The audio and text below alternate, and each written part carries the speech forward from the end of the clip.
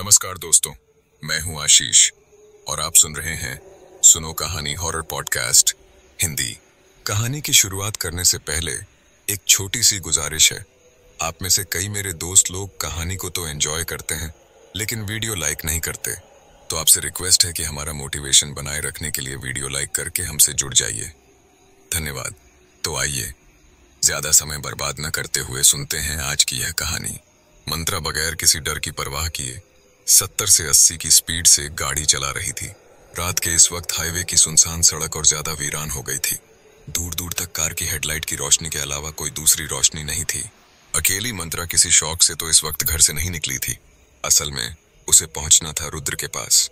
रुद्र, जो इस सुनसान हाईवे को पार करने के ठीक बाद पड़ने वाले बेशर्म गांव में बने किसी कोठे में किसी बाजारू औरत के साथ गुलझर्रे उड़ा रहा था। ऐसी ही खबर मिली थी मंत्रा को, रुद्र के ही एक खास दोस्त से। मंत्रा को बहुत दिनों से रुद्र पर शक था। वह आखिर नाइट ड्यूटी के नाम पर जाता कहाँ था, जहां से आने के बाद वह फिर सोता नहीं बल्कि दोगुने उत्साह में रहता। क्या रात भर जागे इंसान को दिन में नींद नहीं सताएगी? पर आज उसका शक शायद सच बन जाने वाला था। कार की पिछली सीट पर महक सोई हुई थी। महज 6.5 साल की महक को समझ नहीं आ रहा था कि उसकी माँ उसे इतनी रात को कहाँ ले जा रही थी, वह भी नींद से जगाकर। मंत्रा के मन के भीतर चल रहे उथल पुथल, अपमान और क्रोध को काबू में रखना उसके लिए बहुत मुश्किल काम था। शायद इसी क्रोध की वजह से उसे यह भी अंदाजा नहीं था कि वह कार को इतनी तेजी से दौड़ा रही थी जितनी नहीं होनी चाहिए। कम से कम तब तो बिल्कुल नहीं जब कार की पिछली सीट पर महक भी थी। बहुत तेजी से दौड़ती कार को तब ब्रेक लगा जब मंत्रा को दूर से दौड़ती हुई आग दिखाई दी। किसी मनुष्य के शरीर को बुरी तरह जकड़े हुए वह आग का गोला बड़ी तेजी से दौड़कर कार के आगे से निकल गया। मंत्रा बस उसे देखती ही रह गई।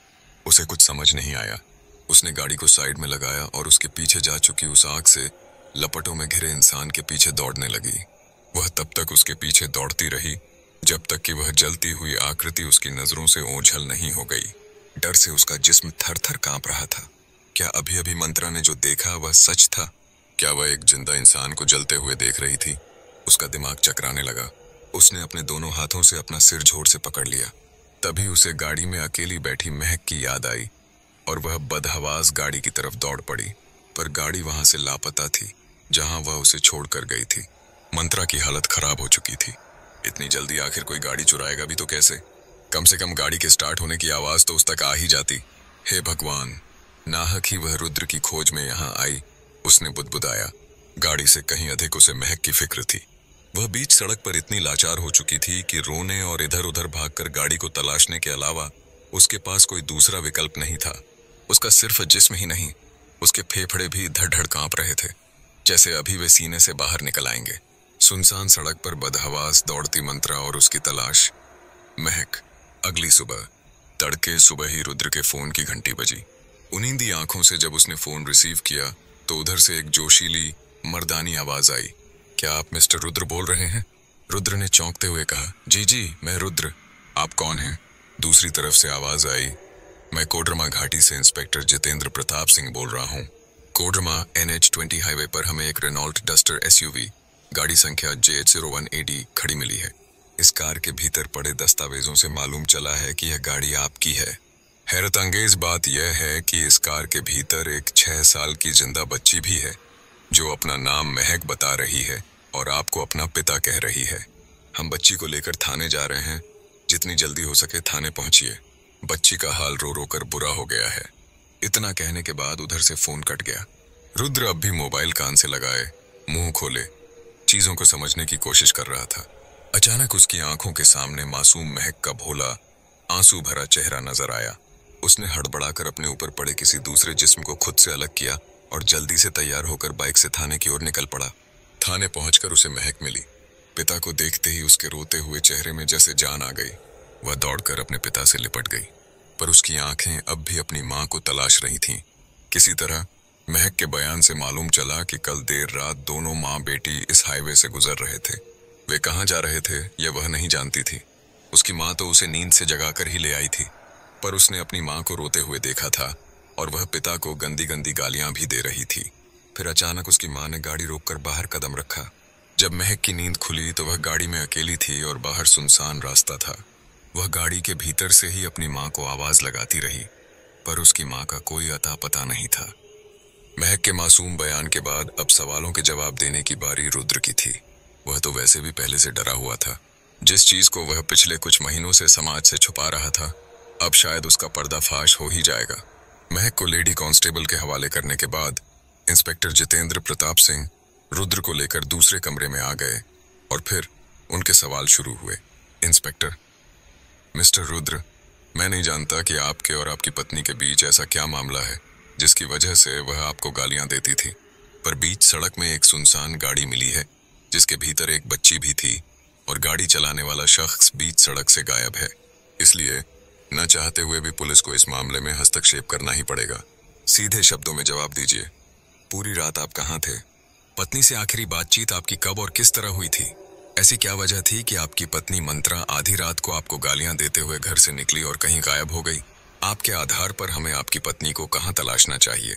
सोच समझकर जवाब दीजिए, क्योंकि आपके बयान रिकॉर्ड किए जा रहे हैं।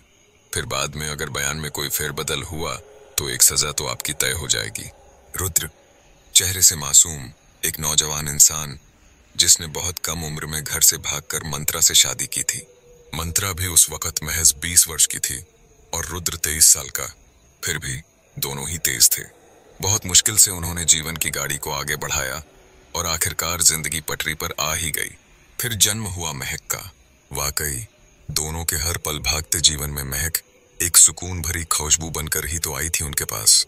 महक के आने के बाद प्यार और ज्यादा बढ़ गया था दोनों में, पर जब जिम्मेदारियां आती हैं ना तो प्यार कहीं नीचे दब जाता है। इनके साथ भी यही हुआ। जाने अनजाने महक की सारी जिम्मेदारी मंत्रा पर आ गई और रुद्र धीरे धीरे मंत्रा से दूर होता गया। पर अब उसे हिसाब देना होगा। मंत्रा को किसी भी तरह ढूंढ निकालना ही होगा, चाहे बदले में उसे अपने काले कारनामों का खुलासा ही क्यों न करना पड़े। फंसे हुए गले को खंखार कर साफ करने के बाद रुद्र ने बोलना शुरू किया। सर, जो कहूंगा सच ही कहूंगा, क्योंकि मैं उतना बड़ा अपराधी भी नहीं हूं कि मेरा सच मुझे झूठ बोलने पर मजबूर करे। दूसरी बात, मुझे मंत्रा को ढूंढना है, अपने लिए, महक के लिए। मैं कल रात ड्यूटी में नहीं था, बल्कि सच कहूं तो मैं कभी भी रात की ड्यूटी नहीं करता। कल रात मैं NH-20 हाईवे के अंत में पड़ने वाली उस बस्ती में था जहां जिस्म फरोशी के कोठे हैं। मैं अक्सर नाइट ड्यूटी का बहाना बनाकर वहां जाया करता था, पर कुछ दिनों से मंत्रा को मुझ पर शक हो गया था। शायद मुझे रंगे हाथों पकड़ने के इरादे से ही वह हाईवे पार कर उस बस्ती में आना चाहती थी। आप सब उसे जल्द से जल्द तलाश लीजिए सर, मेरी बच्ची अपनी माँ के बगैर नहीं रह पाएगी। रुद्र के संतोषजनक जवाब को सुनकर इंस्पेक्टर ने उससे और कोई सवाल नहीं किया। सवाल जवाब में वक्त बर्बाद करने के बजाय उन्होंने मंत्रा को ढूंढने के काम को गंभीरता से शुरू किया। पहले तो उन्हें लगा कि शायद यह एक रेप केस है। संभव है कि मंत्रा को गाड़ी से निकालकर कुछ मनचले सन्नाटे का फायदा उठाकर उसके साथ कोई घिनौना काम कर चुके हों। लेकिन फिर भी आखिर मंत्रा गई कहाँ? तलाश वहीं से शुरू हुई जहां गाड़ी खड़ी मिली थी। आसपास की झाड़ियों में, खुले मैदानों में और हर उस जगह जहां मंत्रा के जिंदा या मुर्दा मिलने की संभावना थी।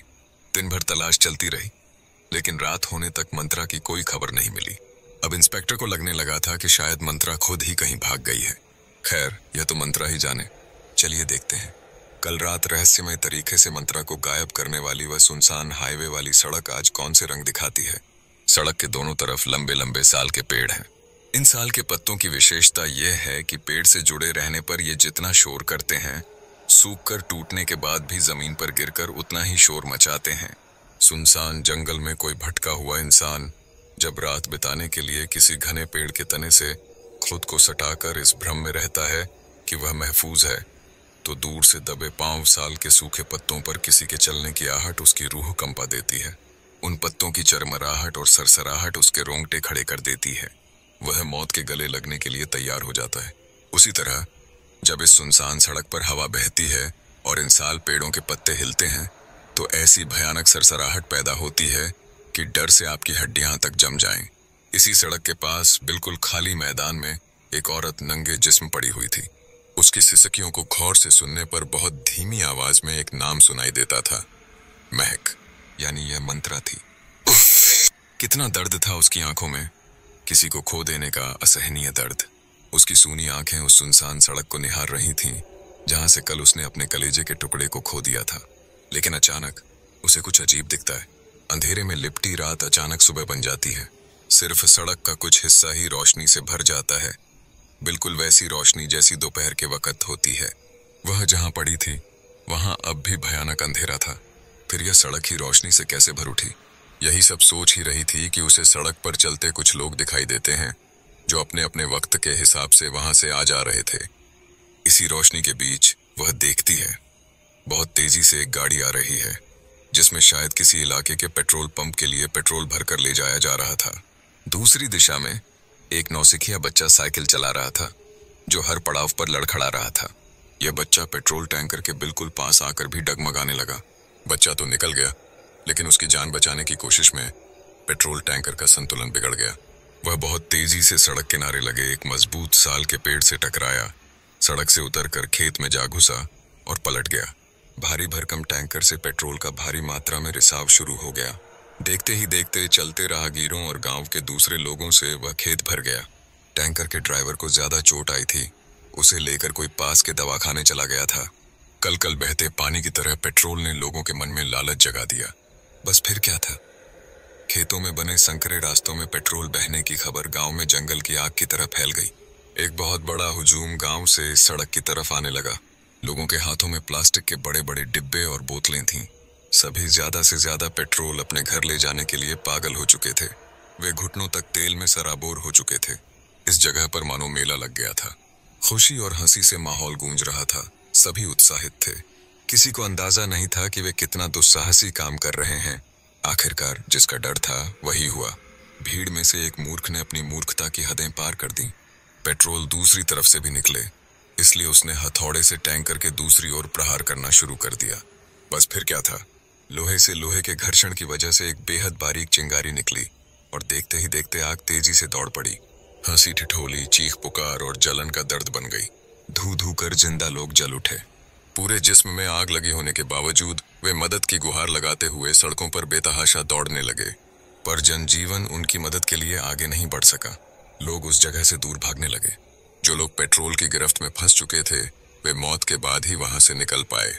देखते ही देखते सब कुछ अंधेरी रात की तरह काला हो गया।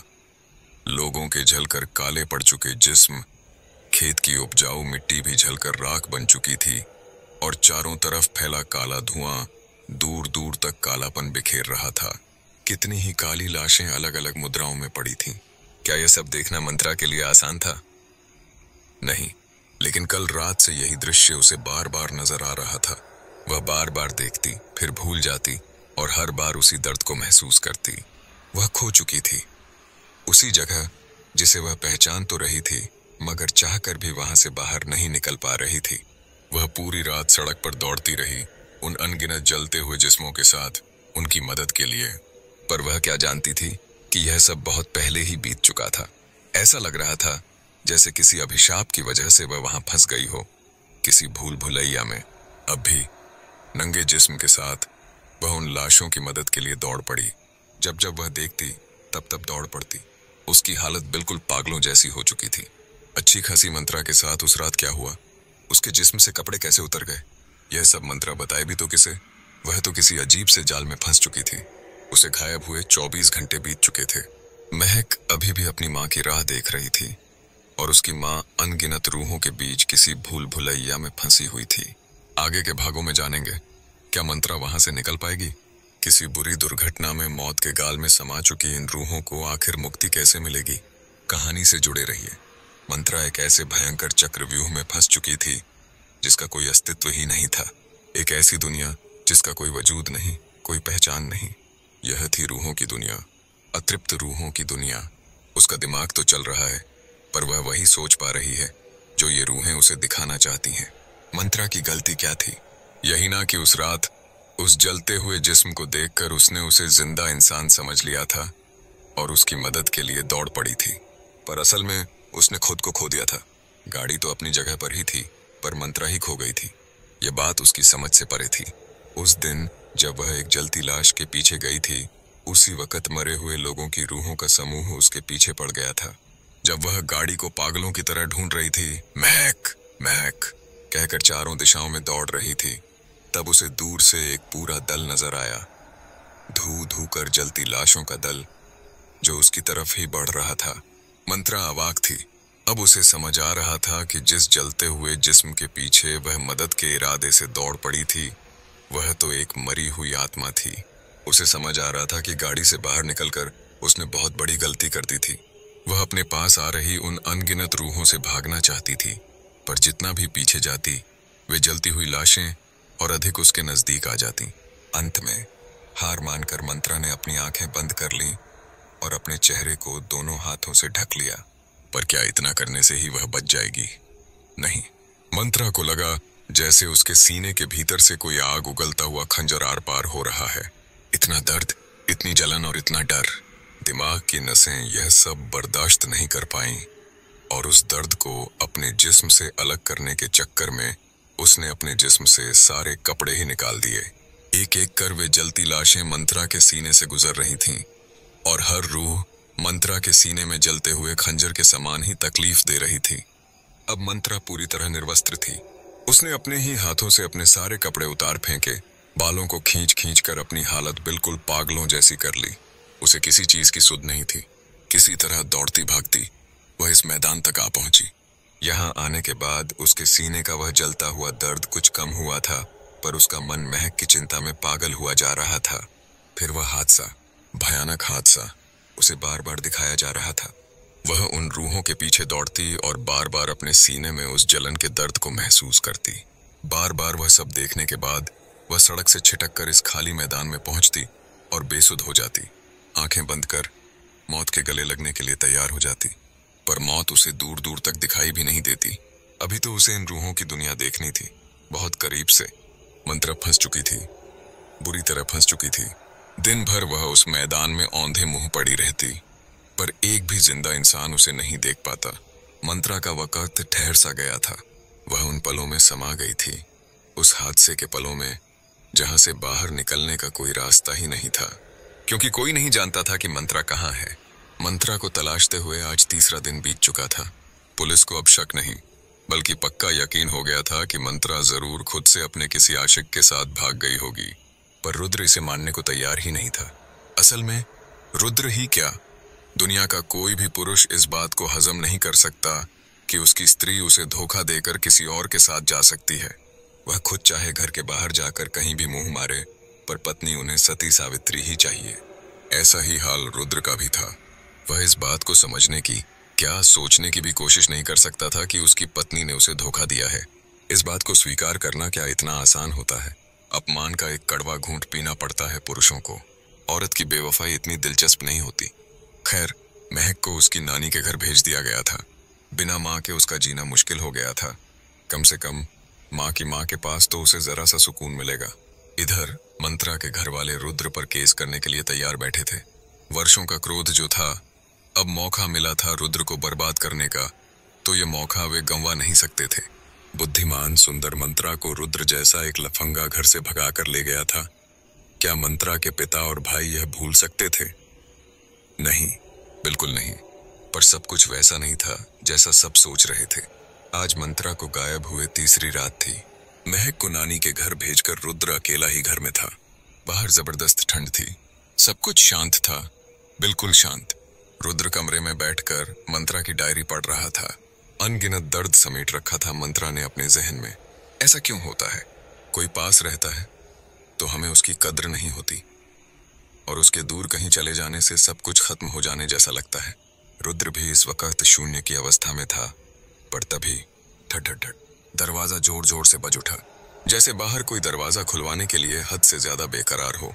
और बाहर इस भीषण ठंड में नग्न अवस्था में मंत्रा खड़ी थी।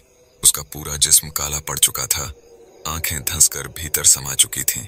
आंखों की पुतलियां सामान्य से ज्यादा फैलकर सफेद हो चुकी थीं। बाल खुले हुए थे, बिखरे हुए थे, और उसके जिस्म से एक भयंकर बदबू निकलकर पूरे घर में समा चुकी थी, जैसे किसी अधजली लाश से उठती है किसी श्मशान के बाहर। रुद्र मंत्रा को इस हालत में देखकर हैरान रह गया।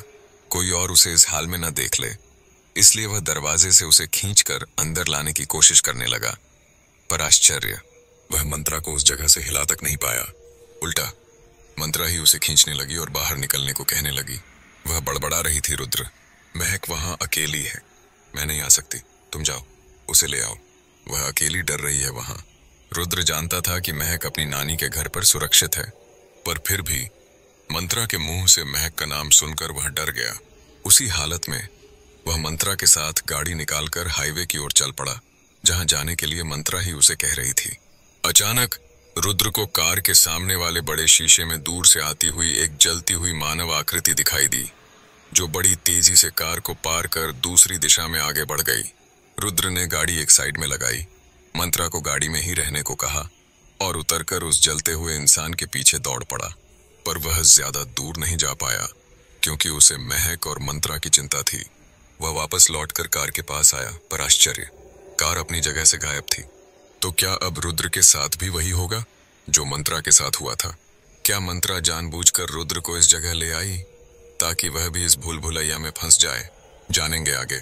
कार और मंत्रा को न पाकर रुद्र बेचैन होने लगा, पर तभी उसे सड़क छोड़ दूसरी तरफ खाली पड़े मैदान से साल के पत्तों की सरसराहट के बीच दबी दबी मंत्रा की सिसकियां सुनाई दी। वह उस आवाज के पीछे दौड़ पड़ा। मंत्रा, मंत्रा।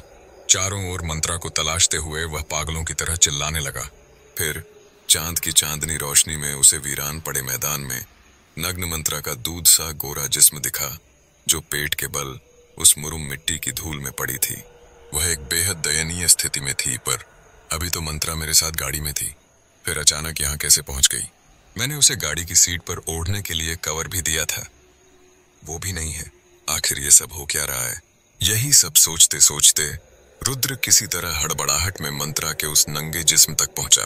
उसे अभी भी यकीन नहीं था कि सामने पड़ी हुई यह औरत सच में मंत्रा ही है या उसे ठगने की कोई चाल चल रही है। रुद्र ने कहीं सुना था कि गांव के रास्तों में कई गिरोह झूठी तकलीफें दिखाकर लोगों को ठग लेते हैं।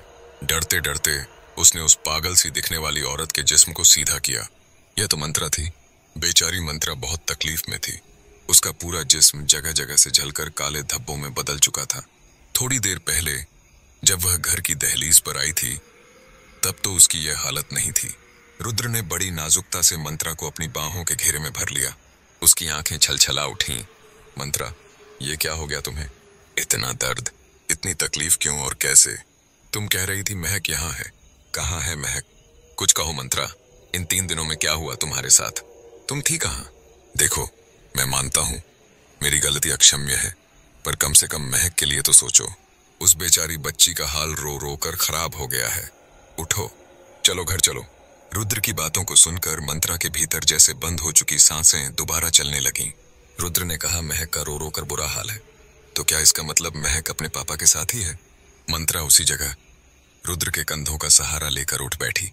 आंसू भरी आंखों से रुद्र की तरफ देखते हुए उसने कांपती आवाज में सवाल किया, रुद्र, महक तुम्हारे साथ है? कहाँ मिली वो? ओह रुद्र, तुम्हारा शुक्रिया, तुमने मेरी बच्ची को ढूंढ निकाला। अब मैं सुकून से मर पाऊंगी। मंत्रा की इस लाचारी भरी बातों को सुनकर रुद्र सुबक पड़ा। क्यों कह रही हो ऐसा? हुआ क्या है तुम्हें? बताओ मुझे। मंत्रा, पहले हॉस्पिटल चलो, वहां जाकर हम तुम्हें ठीक कर लेंगे, उसके बाद घर चलेंगे। मंत्रा, मैं, तुम और महक, हम तीनों लोग खुशी खुशी रहेंगे। इस बार तुम्हारा रुद्र कोई पाप नहीं करेगा। बस एक बार माफ कर दो इसे, एक बार। मंत्रा का गला भर आया। उसने रुद्र का माथा पकड़कर उसे अपने सीने से लगा लिया। रुद्र, अब माफी मांगने का कोई फायदा नहीं।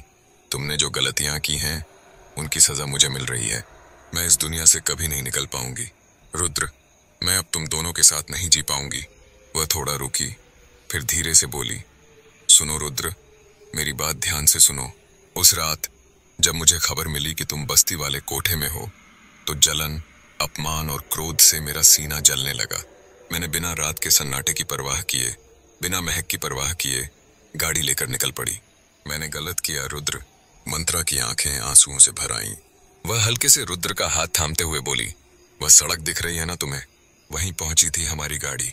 तभी मुझे दूर से आता हुआ एक जलता हुआ जिस्म दिखा। मैंने गाड़ी रोक दी और उसकी मदद के लिए दौड़ पड़ी। मुझे लगा उसे मेरी जरूरत है। पर रुद्र, यकीन करो, वह कोई जिंदा इंसान नहीं था, वह एक भटकती हुई रूह थी। रुद्र मंत्रा की बात सुनकर सिहर उठा। मंत्रा ने आगे कहा, कुछ महीने पहले यहाँ एक भयानक हादसा हुआ था, जिसमें गांव के आधे से ज्यादा लोग बेमौत मारे गए थे। रुद्र, मैं हर पल उनकी मौत को देख पाती हूँ। वह कांप उठी और रुद्र के और करीब आ गई। खैर सुनो, आगे क्या हुआ। उस जलते हुए जिस्म का पीछा करने के बाद जब वह मेरी आंखों से ओझल हो गया तो मुझे गाड़ी और महक की याद आई, पर वे दोनों ही लापता थे। मैं बेचैन हो गई। रुद्र इधर उधर महक को ढूंढने लगी। मुझे लगा कोई गाड़ी चुरा कर भाग गया, पर तभी सामने से बहुत सारे जलते हुए जिस्मों का झुंड आया और वे मेरे जिस्म के आर पार होने लगे। उनके स्पर्श से मुझे एक असहनीय पीड़ा हुई और मेरा शरीर जलने लगा। रुद्र, उस जलन से बचने के लिए मैंने खुद ही अपने कपड़े हटा दिए, फिर किसी तरह दौड़ती भागती इस खाली मैदान में आई। लेकिन उसके बाद यहाँ जो मुझे दिखा वो और भी भयावह था। वो घटना जो यहाँ महीनों पहले हुई थी ना, पेट्रोल से भरा टैंकर पलट गया था, फिर किसी तरह आग लग गई थी। कई लोग उस आग में जलकर खाक हो गए थे। रुद्र, उस घटना को मैं आज भी साफ साफ देख पाती हूँ। जिंदा लोगों को जलते तड़पते हुए मरते हुए और सुंदर खेतों को जलकर खाक होते हुए। ये बहुत असहनीय है रुद्र, और जितनी बार भी देखती हूँ मुझे ये पीड़ा उतनी ही नहीं लगती है जैसे पहली बार ही हो रहा हो। मैं कितने दिनों से यहाँ पड़ी हूँ मैं नहीं जानती, पर आज रात मेरे पास एक लड़की आई थी, गांव की एक सुंदर लड़की। असल में वो भी एक मर चुकी आत्मा ही है। मेरी तरह वो भी इस मकड़ जाल में फंसी हुई है। बस फर्क इतना है कि वो मर चुकी है और मेरा मरना अभी बाकी है, लेकिन तय है। उसी ने मुझे सारी सच्चाई बताई। मेरा रूप लेकर तुम्हें यहाँ लाने के लिए वही गई थी रुद्र। मैंने ही उसे भेजा था ताकि महक के बारे में तुम्हें बता पाऊं कि वो मुझसे खो गई है। उसे ढूंढ लो, पर जानकर खुशी हुई कि वो तुम्हें पहले ही मिल गई है। उसका ख्याल रखना रुद्र। मैं अब ना लौट पाऊंगी। इस सड़क ने मुझे निगल लिया है। मैं उस वक्त में जा चुकी हूँ जब यहाँ वो भयानक हादसा हुआ था। जलते हुए लोग मदद की गुहार लगाते चारों ओर दौड़ रहे थे, पर कोई उनकी मदद को नहीं आया। सबको लगा कि उनके आसपास फैला पेट्रोल कहीं और जाने न ले ले। गांव का इलाका था, किसी ने सरकारी फायर ब्रिगेड वालों को बुलाने तक का जिम्मा नहीं लिया। इस तरह कई लोग बेमौत मारे गए, और आज जब वे रूहें बन गए हैं तो इसी सड़क पर आज भी मदद की तलाश में भटकते रहते हैं। जब कोई राहगीर उन्हें इंसान समझकर उनकी मदद को दौड़ता है तो इन अतृप्त आत्माओं को एक अंदरूनी खुशी का आभास होता है, और यह बार बार उस खुशी को जी पाने के लिए उन राहगीरों को कैद कर लेते हैं। उन्हीं पलों में हादसे के पल दिखाकर राहगीरों को दुखी कर देते हैं ताकि वे उनके पीछे दौड़ पड़ें। मरते वक्त किसी ने उनकी मदद नहीं की थी, इसलिए अब मौत के बाद ये आत्माएं उन मदद करने वालों को नहीं छोड़ती, उन्हें वक्त में फंसा कर रख देती हैं। रुद्र, आज रात मेरे पास जो लड़की आई थी ना, वो भी इन्हीं के चक्रव्यूह में फंस कर रह गई थी और एक दिन मारी गई। तब से वो भी यहीं भटक रही है। वह उन आत्माओं को समझाने की कोशिश करती, पर वे सब नहीं मानते। महक की चिंता की वजह से ही मैंने उस लड़की की आत्मा से मदद मांगी थी। रुद्र, मैं शायद यहाँ से लौट नहीं पाऊंगी। तुम महक का ख्याल रखना। वो लड़की तुम्हें वापस गाड़ी तक छोड़ आएगी। गाड़ी वहीं खड़ी है, बस तुम्हारी आंखों पर ही पर्दा डाल दिया गया था। रुद्र को यकीन नहीं होता कि मंत्रा ये सब सच कह रही है। उसे लगता है जैसे उसकी मंत्रा पागल हो गई है। हालांकि गाड़ी का अचानक गायब हो जाना, जलते हुए जिस्म का दिखना, ये सारी चीजें उसने भी अभी अभी देखी थीं। फिर भी वह मंत्रा को घर चलने के लिए कहता रहा, जिद करता रहा। पर तभी अचानक अंधेरी रात सुबह में बदल गई। शायद अब रुद्र को भी वही सारी घटनाएं दिखाई जाएंगी जो 3 दिनों से मंत्रा बार बार देख रही थी। क्या इस घटना को अपनी आंखों से देखने के बाद रुद्र इस जगह से निकल पाएगा? क्या मंत्रा उसे उन भयानक पलों को देखने से रोक पाएगी? क्या रुद्र भी इसी भ्रमजाल में फंस कर रह जाएगा? और बेचारी महक का क्या होगा? इन सारे सवालों के जवाब आने वाले भागों में। चांदनी रात वैसे तो रोशनी बिखेर रही थी, पर रात तो रात ही होती है। तभी रुद्र ने देखा कि सड़क का एक हिस्सा सफेद रोशनी से जगमगा उठा। वह इस चीज के लिए तैयार नहीं था। मुंह फाड़े स्तब्ध होकर उसी सड़क को देखता रहा। मंत्रा बार बार रुद्र से वहां से जाने के लिए कह रही थी, पर रुद्र वहां से हिल तक नहीं पाया। उसे वो सब कुछ देखना पड़ा जो अब तक मंत्रा देखती आई थी।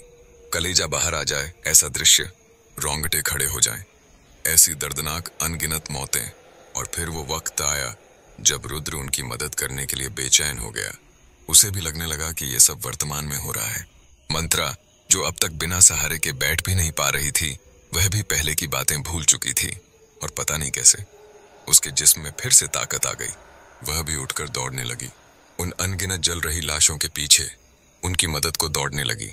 रुद्र भी उठकर जाने ही वाला था कि उसे लगा जैसे कोई उसे रोक रहा है। कोई अदृश्य ताकत उसके हाथों को जोर से पकड़े हुई थी। कोई था जो नहीं चाहता था कि रुद्र भी उस दिशा में मदद के लिए जाए और सदा सदा के लिए इस भ्रमजाल में फंस जाए। रुद्र भी अपनी दोगुनी ताकत से आगे बढ़ने के लिए अड़ा रहा, पर वह शायद नहीं जानता था कि मौत इंसान को वो चीज दे देती है जो जिंदगी उसे सारे जतन करने के बाद भी नहीं देती, और वो चीज थी ताकत। यह अदृश्य शक्तिशाली चीज जो रुद्र को तबाह होने से बचा रही थी, वह भी तो एक मौत के बाद बनी आत्मा थी। वही आत्मा जो रुद्र को उसके घर से यहां तक ले आई थी, मंत्रा के भेष में जाकर। आखिरकार रुद्र को तब हार माननी ही पड़ी जब उस शक्ति ने रुद्र के गाल पर एक झन्नाटेदार थप्पड़ मारा। एक बेहद शांत पर गुस्से से भरी आवाज उसके कानों में पड़ी, बेवकूफ आदमी, तुम भी यहीं रह गए तो मंत्रा को कौन बचाएगा। बहुत कोशिश के बावजूद रुद्र खुद को बेहोश होने से नहीं बचा पाया। उसके बेहोश होने के बाद क्या हुआ रुद्र नहीं जानता।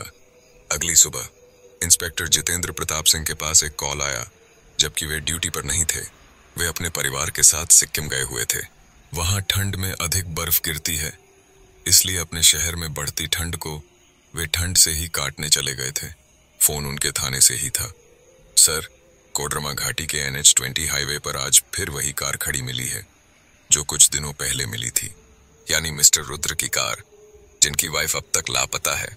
इस केस को आप पर्सनली देख रहे थे, इसलिए आपको कॉल करना पड़ा। गाड़ी का क्या करना है? थाने ले जाएं।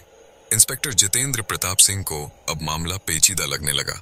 उन्होंने फोन पर आदेश दिया, पुलिस कार को थाने ले आए और एक बार अच्छे से जांच कर ले कि कहीं कार में कोई बच्ची तो नहीं, और तब तक रुद्र को कॉल न करें जब तक वह खुद कार की तलाश में थाने नहीं आए। मेरे आने के बाद मैं खुद उनसे मिलूंगा। पुलिस टीम कार लेकर चली गई। दोपहर के 12 बज रहे होंगे। रुद्र के चेहरे पर कोई पानी के छींटे मार रहा था। शायद उसे जगाने की कोशिश हो रही थी। उसने आंखें खोल लीं। सामने का सब कुछ बिल्कुल अलग था। उसने देखा कि वह लकड़ी की खटिया पर लेटा हुआ है। उसके सिर पर गर्म पट्टी रखी हुई है। पास में ही एक बूढ़ी माँ और कुछ जवान नाबालिग अपरिचित लड़के खड़े हैं।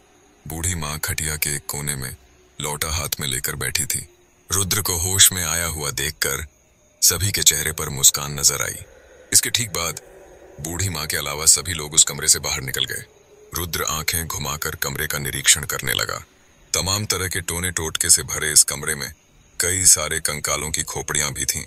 हर तरफ माँ काली की डरावनी तस्वीरें और एक बड़ी सी जीवंत काली माँ की मूर्ति रखी थी। औरतों की रहस्यमयी तस्वीरें भी थीं। सब कुछ जादूमय लग रहा था।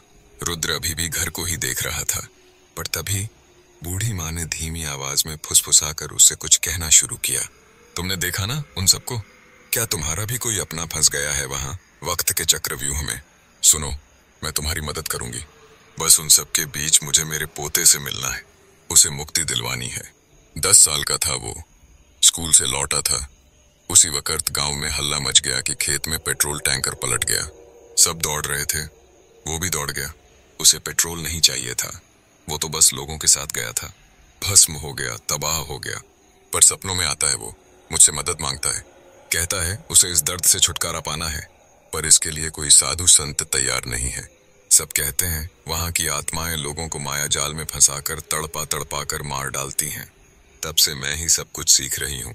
अपने मरने से पहले अपने पोते की रूह को मुक्त करना चाहती हूँ। इधर रुद्र बूढ़ी माँ की बातों में कम और कल रात अपनी आंखों से देखी घटनाओं के पलों में ज्यादा खो गया था। उसे मंत्रा बार बार याद आ रही थी। उस खाली मैदान के बीचों बीच नंगे जिस्म पड़ी मंत्रा कितनी लाचार और बेबस थी। नहीं, वो मंत्रा को इस तरह मरने नहीं दे सकता। रुद्र उठा और दौड़ पड़ा उसी मैदान की तरफ जहां कल रात वह भी बेहोश होकर गिर गया था। वह रास्ता नहीं पहचानता था, पर बदहवास दौड़ते दौड़ते आड़े तिरछे रास्तों से गुजरते हुए आखिरकार उस सड़क तक पहुंच ही गया। और फिर मैदान पर रूप बदल लिया था इस भयंकर मैदान ने। सुबह की रोशनी में अपना खतरनाक रूप मासूमियत में बदल लिया था। गांव के बच्चे यहाँ खेल रहे थे। रुद्र जोर से चिल्लाया, मंत्रा, मंत्रा। बहुत देर तक पुकारता रहा, पर मंत्रा के अस्तित्व के होने के सबूत में एक पत्ता तक नहीं हिला। रुद्र अंधविश्वास में यकीन नहीं करता था, पर कहीं न कहीं उसका मन भी चाह रहा था कि वह लौटकर उस बूढ़ी माँ के पास जाए, जिन्होंने थोड़ी देर पहले ही कहा था कि वो उसकी मदद करेंगी। पर पता नहीं किस चीज ने रुद्र को रोक लिया। वह दौड़ता हांफता पुलिस स्टेशन पहुंचा, जहां उसे उसकी गाड़ी भी नजर आई। उसने पुलिस वालों को सारी बातें बताई कि उसने मंत्रा को वहां देखा था रात में। पर अब वह नहीं थी। हालांकि कोई उसकी बातों पर यकीन तो नहीं कर रहा था, पर फिर भी उसी सड़क के आसपास और मैदान की गहराई में मंत्रा की तलाश दोबारा की गई। पर इस बार भी रुद्र की कार में पड़े उस चादर के अलावा कुछ नहीं था। ढूंढते ढूंढते शाम हो गई। आखिरकार पुलिस वाले भी हार मानकर लौट गए, पर रुद्र नहीं माना। मंत्रा के प्रति उसकी मोहब्बत, उसकी दीवानगी और उसके मन के भीतर बसे पछतावे की ग्लानि उसे चुप बैठने नहीं दे रही थी। हर तरफ से निराश रुद्र को अब बस वो बूढ़ी माँ याद आ रही थी। रुद्र निकल पड़ा। रात के पहले पहर के बीतने से पहले वह फिर उन्हीं रास्तों पर निकल पड़ा। इन्हीं रास्तों के बाद उसे वो गांव मिलेगा जहां वो बूढ़ी माँ रहती है। गाड़ी अपनी फुल स्पीड में थी। रुद्र चाहता था कि वह बिना आज कुछ देखे इस रास्ते से निकल जाए, पर इन रास्तों की रात उतनी आसान नहीं होती। आज भी रुद्र ने देखा सड़क पर दौड़ती जलती लाशें, पर आज रुद्र ने इन सबको नजरअंदाज कर दिया। वह पहुंच गया उस दरवाजे पर जहां से दोपहर में दौड़ते भागते निकला था। बूढ़ी माँ किसी ध्यान में मग्न थीं। उनके आगे एक दिया जला हुआ था। रुद्र को देखकर उन्होंने उसे अंदर बुला लिया और कहा, मैं जानती थी तुम जरूर आओगे। चलो, सारी तैयारियां कर ली हैं मैंने। रुद्र कुछ पूछ नहीं पाया, चुपचाप उनके पीछे पीछे चलने लगा। उसने देखा बूढ़ी माँ एक लकड़ी के डंडे के सहारे चल रही थीं। घर से निकलने से पहले उन्होंने काली माँ की मूर्ति के जिस्म से लिपटी लाल साड़ी निकाल ली और अपने साथ ले आईं। उनके हाथ में जल रहे दिए की लौ हवा में फड़फड़ा रही थी, पर आश्चर्य, दिया बुझा नहीं। बिल्कुल उसी तरह जल रहा था जैसे रुद्र के दिल में मंत्रा के सही सलामत मिल जाने की उम्मीद सांस ले रही थी। पूरा गांव शांत था। शायद गांव की रात जल्दी हो जाती है। लाल ईंटों की सड़क पर बूढ़ी माँ के डंडे की खटखट की आवाज माहौल को डरावना बना रही थी। गांव को पार कर अब दोनों उसी खाली मैदान में पहुंच गए थे। सच, पल पल गिरगिट की तरह रंग बदलता है ये मैदान और ये सड़क। दोपहर की मासूमियत अब जानलेवा सन्नाटे और मनहूसियत में बदल चुकी थी। खैर, रुद्र उस बूढ़ी माँ के पीछे पीछे चलते हुए ठीक उस जगह पहुंच गया जहां कल रात मंत्रा लाचार बैठी थी। रुद्र के हाथों में जलता दिया पकड़ाकर बूढ़ी माँ कुछ मंत्र बुदबुदाने लगीं। फिर एक झटके में उन्होंने अपने हाथ में रखी साड़ी जमीन पर फेंक दी और इसके साथ ही एक चीत्कार के साथ मंत्रा रुद्र को दिखाई देने लगी। वो वहीं पड़ी थी, साड़ी उसके जिस्म पर ही गिरी थी। जलता दिया बूढ़ी माँ के हाथों सौंपकर रुद्र ने मंत्रा को अपनी बाहों में भर लिया। कल से भी ज्यादा कमजोर हो गई थी मंत्रा। बस देख पा रही थी वो रुद्र को, पर कुछ बोल नहीं पा रही थी। बूढ़ी माँ ने इशारे से रुद्र को कहा कि वह मंत्रा को उस साड़ी में लपेटकर गोद में उठा ले और जल्दी से उनके घर लौट चले। रुद्र अपनी मंत्रा को बाहों में भरे बूढ़ी माँ और उनके दिए की रोशनी के पीछे पीछे चलने लगा। उसने महसूस किया कि इन कुछ दिनों में ही मंत्रा का वजन भी काफी कम हो गया था। उसने खुद से वादा किया कि वह दोबारा मंत्रा को इस सड़क पर क्या, इस दिशा में भी आने नहीं देगा। अपार प्रेम उमड़ रहा था उसके दिल में अपनी प्यारी मंत्रा के लिए। उसे लग रहा था वह जीत गया, पर वह नहीं जानता था अगर मुर्दों का खेल खत्म हुआ है तो अब जिंदा लोगों का खेल शुरू होगा। मंत्रा को वह वापस तो ला रहा था, पर उस मंत्रा को नहीं जो उसकी पत्नी थी। यह मंत्रा अब किसी जिंदा इंसान के माया जाल में फंसने वाली थी। खैर, आज रुद्र खुश था। वह मंत्रा को उस बूढ़ी माँ के घर दोबारा ले आया। उसी लकड़ी की खटिया पर उसे लिटाया गया। उसके जिस्म को साफ किया गया, धूल मिट्टी हटाई गई, सिंदूर लगाया गया। मंत्रा अब शायद सो चुकी थी या फिर बेहोश थी। रुद्र उसे लेकर डॉक्टर के पास जाना चाहता था। जब उसने यह बात बूढ़ी माँ को बताई तो उन्होंने कहा कि अगले 11 दिन मंत्रा यहाँ से नहीं जा सकती। उसे यहीं रहकर ठीक होना होगा और बूढ़ी माँ के दिए काम को पूरा करना होगा, क्योंकि उन्होंने उसकी जान बचाई थी। उसके बाद ही मंत्रा को रुद्र को सौंपा जाएगा, और अगर रुद्र ने ऐसा करने से मना किया तो वह वापस मंत्रा को वहीं भेज देगी। रुद्र यह तो नहीं चाहता था, इसलिए उसने कुछ नहीं कहा। वह आज रात वहीं रुक गया, पर बूढ़ी माँ ने कहा कि अगले 11 दिन मंत्रा वहां अकेली रहेगी। वह 11 दिन उससे नहीं मिल सकता। रात भर रुद्र मंत्रा के सिरहाने बैठा रहा और सोचता रहा कि बूढ़ी माँ के लहजे में अचानक यह बदलाव कैसे आया। वे मंत्रा से आखिर कौन सा काम करवाना चाहती हैं जो वह उसे बता भी नहीं सकती। बूढ़ी माँ के अंदर आखिर क्या छुपा है? खैर, यह सब तो रुद्र को बाद में ही पता चलेगा। सुबह की पहली रोशनी के साथ रुद्र उस छोटे से कमरे से बाहर निकल आया। उसने देखा मंत्रा अब भी सोई हुई थी। उसकी सांसें सामान्य चल रही थीं। पता नहीं क्यों मन में एक डर बसा हुआ था, पर वह डर मंत्रा के मिल जाने की खुशी के सामने काफी छोटा था। आज रुद्र को कोई जल्दी नहीं थी। वह गांव के जीवन को बड़े गौर से निहारते हुए आगे बढ़ रहा था। तभी उसने देखा गांव के चौपाल के पास कुछ लोग इकट्ठा थे और फिर वही लोग रुद्र को अपनी तरफ पुकारने लगे। रुद्र को इसका कारण तो नहीं पता था, फिर भी वह उन लोगों के पास पहुंचा। झुंड में अधेड़ उम्र के कई लोग थे और कुछ बुजुर्ग महिलाएं भी थीं। उसने गौर किया कि इस समूह की फुसफुसाहट में जिक्र उसी का हो रहा था। वह लोगों की भाषा तो नहीं समझ पा रहा था, क्योंकि ये सब आदिवासी समाज के लोग थे और अपनी भाषा में ही बातें कर रहे थे, पर उनकी आंखों के इशारे तो रुद्र समझ ही रहा था। झुंड में से एक सरदार जैसे दिखने वाले आदमी ने रुद्र के कंधे पर हाथ रखते हुए उससे पूछा, बुढ़िया के घर थे ना आप रात भर, और आपकी पत्नी भी वही है ना? रुद्र: जी, पर यह सब आप क्यों पूछ रहे हैं? पूछ नहीं रहे कुछ साहब, हम सब जानते हैं, पर इंसानियत के खातिर आपको बताना जरूर चाहते हैं। जिस बुढ़िया की बातों में यकीन कर आप अपनी पत्नी को वहां छोड़ आए हैं ना, वो बुढ़िया एक शक्तिशाली डायन है।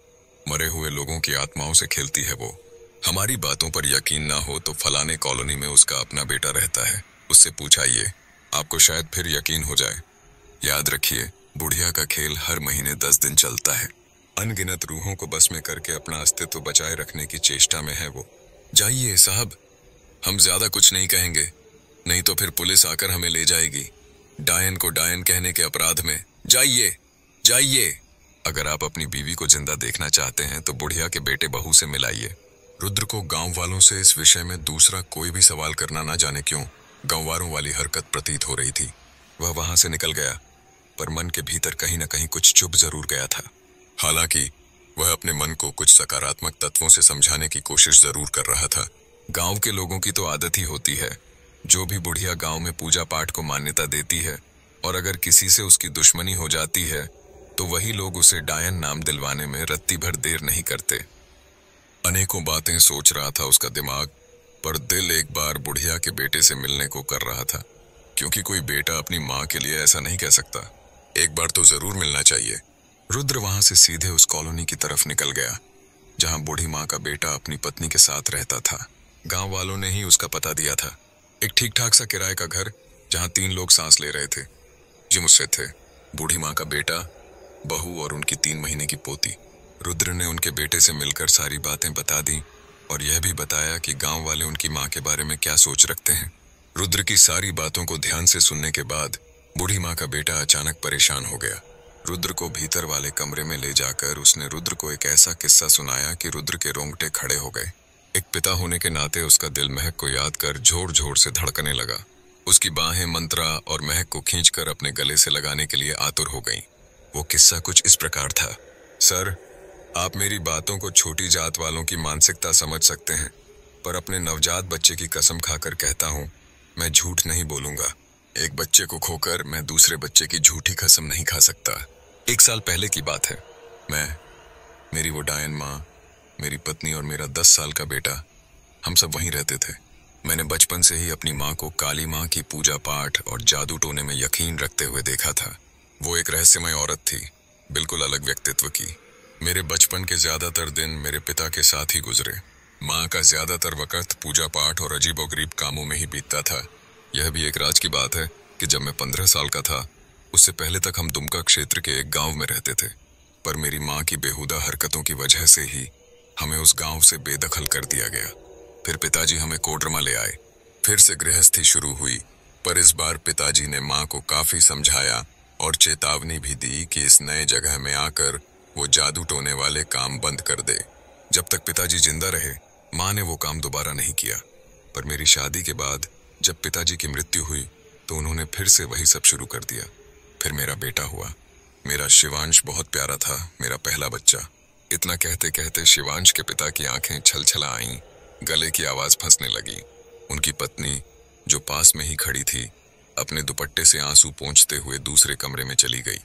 फिर शिवांश के पिताजी यानी उस बूढ़ी माँ के बेटे ने आगे बताना शुरू किया। शिवांश शुरू से ही अपनी दादी के ज्यादा करीब था। क्योंकि मेरी पत्नी एक प्राइवेट स्कूल की टीचर है, तो शिवांश का ज्यादातर वक्त उसकी दादी के साथ ही गुजरा। धीरे धीरे वो बड़ा होता गया। अब वो 10 साल का था और इसी दौरान मेरी पत्नी दोबारा गर्भवती हुई। फिर इस नए बच्चे के आने की खुशी और परवाह में हम इतने लीन हो गए कि शिवांश पर ज्यादा ध्यान नहीं दे पाए। करीब 1 महीने तक ऐसा हुआ कि रात के वक्त मेरी माँ शौच के बहाने अपने साथ शिवांश को ही लेकर जाने लगी। एक तय समय पर क्योंकि गांव में हमारे घर शौचालय नहीं था, इसलिए हम खाली मैदान या नदी किनारे चले जाया करते थे। हालांकि कई बार शिवांश ने रात के डर के विषय में जिक्र करने की कोशिश की, पर हम उसके अंदर के डर को खत्म करने के मकसद से उसकी बात को अनसुना कर देते थे।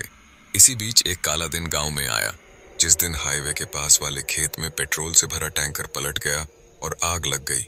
गांव की आधी जनसंख्या इस आग में जलकर भस्म हो गई। पूरे गांव में हाहाकार मच गया था। उस दिन मेरी पत्नी स्कूल में थी और मैं भी अपनी दुकान में। जब आग की खबर मिली तो हम दौड़ते भागते गांव पहुंचे, पर तब तक हमारी दुनिया उजड़ चुकी थी, क्योंकि शिवांश जिंदा लोगों में नहीं था, ना ही वो मुर्दों में मिल रहा था। उसकी दादी का कहना था कि वो भी लोगों के पीछे भागा था, पर कोई जिंदा ही तो नहीं बचा था जिससे हम ये पूछते कि शिवांश उन्हें दिखा या नहीं। पत्रकारों और नेताओं से गांव भर गया। हर परिवार में 2 से ज्यादा लाशें आई थीं। मरने वालों के परिवार को मुआवजा मिल रहा था, और इधर मैं और मेरी गर्भवती पत्नी गांव के चप्पे चप्पे में शिवांश को ढूंढ रहे थे। दिल पर पत्थर रखकर हम उसे उन मुर्दों में भी ढूंढाए थे, पर वो कहीं नहीं मिला। गांव के कुछ बुजुर्ग कह रहे थे कि शायद आग की लपटों को देखकर डर गया होगा, डर कर कहीं चला गया होगा, खुद ही लौट आएगा। पर मन कहाँ मानता है। हम रात भर उसे तलाशते रहे, स्टेशन में, पानी की टंकी में, हाईवे वाली सड़क के उस पार, पर वो कहीं नहीं मिला। जब भोर होने में कुछ देर ही बची थी, तब हम घर आए, जहां हमें मालूम चला कि जिस बच्चे को हम बाहर ढूंढ रहे थे वो तो अपनी आखिरी सांसें घर के अंदर गिन रहा था। घर के भीतर एक विभत्स नजारा मुंह फाड़े हमारा ही इंतजार कर रहा था। रिश्तों के मायने को तार तार करती एक बेहद घिनौनी हरकत। जब हम घर पहुंचे तो घर का दरवाजा अंदर से बंद था। बहुत बार खटखटाया, पर मेरी डायन माँ ने दरवाजा नहीं खोला। उस वक्त उनकी चिंता में ही मैंने दरवाजे को तोड़ दिया था, और दरवाजे के उस पार मेरा कलेजा, मेरी जान टुकड़ों में मरा पड़ा था। तमाम तरह के टोटकों से भरा कमरा, अगरबत्ती, धूप, बेलपत्रों की खुशबू के बीच मौत, दैन्य और जिंदा रहने की वो आखिरी कोशिश। उम्मीद से दरवाजे की ओर ताकती हुए खुली शिवांश की मरी हुई आंखें, अधजला जिस्म, कटे हुए हाथ, पैर और सिर। सामने ही चांडाल मेरी माँ डायन। उस रात वो खा गई थी मेरे बेटे को। पूरा गांव अपने अपने दुख में व्यस्त था। एक माँ अपनी कोख में एक बच्चे को लिए बदहवास दौड़ रही थी, अपने बड़े बच्चे की तलाश में, और इधर एक अपनी सगी दादी बेरहमी की सारी हदें पार कर अपने ही वंश को निगल गई। गांव में यह खबर फिर एक बार आग की तरह फैल गई। लोगों का गुस्सा 7वें आसमान पर था। उस दिन शायद लोग उन्हें मार ही डालते, पर फिर पुलिस आई, और पुलिस के सामने मेरी माँ ने बयान दिया कि हाईवे में जल रहे लोगों में शिवांश भी जल गया था। उन्हें उसकी लाश रात के वक्त उस खाली मैदान में मिली थी, और वो बस उसे घर लाकर जिंदा करने की कोशिश कर रही थी। पुलिस ने उस बुढ़िया की बातों पर विश्वास कर लिया कि शिवांश भी जल रहे लोगों के साथ ही शायद जल गया होगा, और उसे घर लाकर जिंदा करने वाली बात को पुलिस ने बुढ़िया के कम दिमाग और अंधविश्वास का नतीजा समझ लिया। विश्वास करने की वजह थी क्योंकि लाश जली जो थी। दूसरी ओर कोई कार्रवाई नहीं हुई। इतनी लाशों के बीच किसी एक लाश को तवज्जो क्यों देता भला कोई। गांव के श्मशान में ही जला दिया गया उसे भी। पुलिस चाहे इस बात को ना माने, पर मैं जानता हूं कि उस रात शिवांश को मेरी माँ ने ही मार डाला था। क्यों, मैं ये नहीं जानता। बस इतना जानता हूं कि वो जादू टोने के असीमित ज्ञान के लालच में शुरू से थी, इसलिए उसने मेरे बेटे पर शुरू से नजर रखी और मौका पाकर खा गई। इस घटना के बाद मेरा उस घर में रहना नामुमकिन था। मैं दोबारा उस कमरे के भीतर तक नहीं जा पाया और इस कमरे में किराए पर आ गया। इसके बाद मैंने दोबारा कभी उस गांव की तरफ देखा भी नहीं। गांव के लोगों ने कई बार मेरी माँ के खिलाफ आवाज उठाई, पर पुलिस उल्टा गांव वालों को ही उठाकर थाने ले जाती, इस आरोप में कि वे गांव की बुजुर्ग महिला को डायन कहकर उस पर जुल्म करते हैं। पर आप ही कहिए सर, जो अपने पोते तक को मार डाले, उस पोते को जो दिन रात दादी दादी की रट लगाए उसी के पीछे घूमता रहता था, क्या वो औरत डायन नहीं? आपकी पत्नी को जितनी जल्दी हो सके वहां से निकाल लीजिए सर। वो औरत मुफ्त में किसी का भला नहीं कर सकती। वो जान मांगती है, बलि मांगती है ताकत बढ़ाने की खातिर। जिस कमरे में आप अपनी पत्नी को छोड़कर आए हैं ना, उस कमरे में मैंने अपने मासूम से बच्चे की लाश देखी है।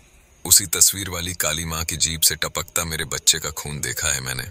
जिस कमरे में उस बच्चे का जन्म हुआ था, उसी कमरे में उसके अधजले जिस्म की बदबू को सूंघ आया हूं मैं। अपनी औलाद को खोकर आया हूं मैं। आप अपनी पत्नी को ना खोएं, इसके लिए मैं आपकी मदद करूंगा। आपको जैसा ठीक लगेगा मैं वैसा ही करूंगा। मुझे जरूरत हुई तो बताना सर। मैं अपने बच्चे की मौत को भुला नहीं हूं। मैं आपकी मदद करूंगा। फूट फूट कर रो रहा था अब वो बाप। रुद्र उसके कंधे पर हाथ रख उसके आंसुओं को किसी तरह कांपते हाथों से पोंछते हुए लड़खड़ाते कदमों से उस घर से बाहर निकल आया। उसका दिमाग काम करना बंद कर चुका था। वो अब किसके पास जाए? पुलिस के पास, उस बूढ़ी माँ के पास, या गांव वालों के पास? वो क्या करे कि मंत्रा को उस घर से सही सलामत बाहर निकाल पाए? अगर वो पुलिस की मदद ले तो ये काम आसान होगा, पर कहीं बुढ़िया अपने टोने की शक्ति से मंत्रा को फिर उसी माया जाल में फंसा दे तो? रुद्र पता नहीं किस दिशा में चल रहा था, पर उसका दिल सबसे पहले अपने बच्चे महक को देखने के लिए तड़प उठा। वो अपनी बच्ची को सुरक्षित और जिंदा देखना चाहता था।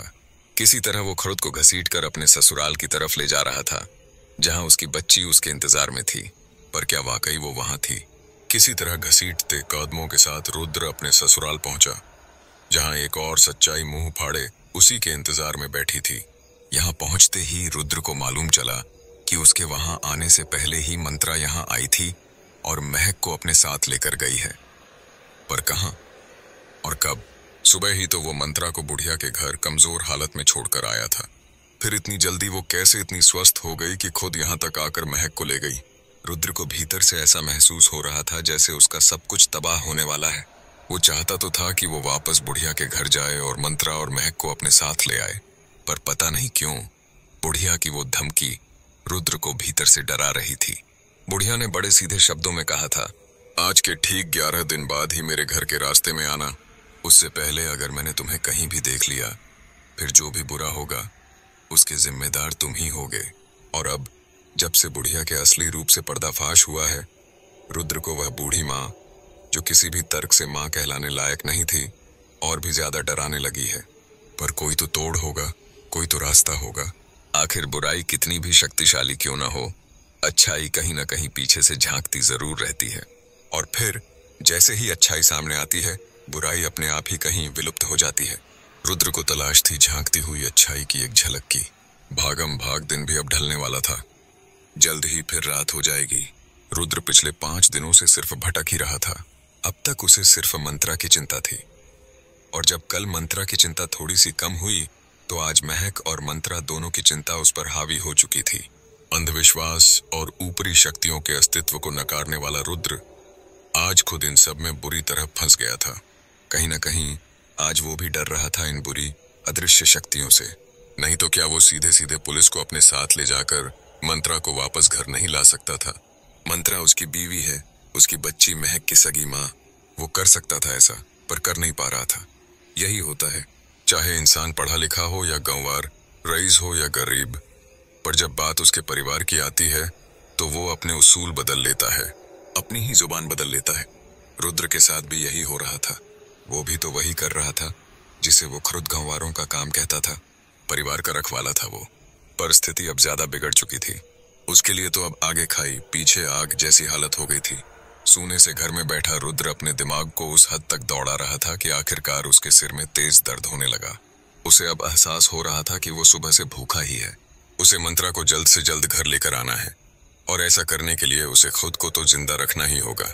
उसने रसोई में जाकर कुछ बनाकर खाने की सोची, पर तभी उसे याद आया कि सिवाय दूध उबालने के उसे और कुछ भी तो नहीं आता।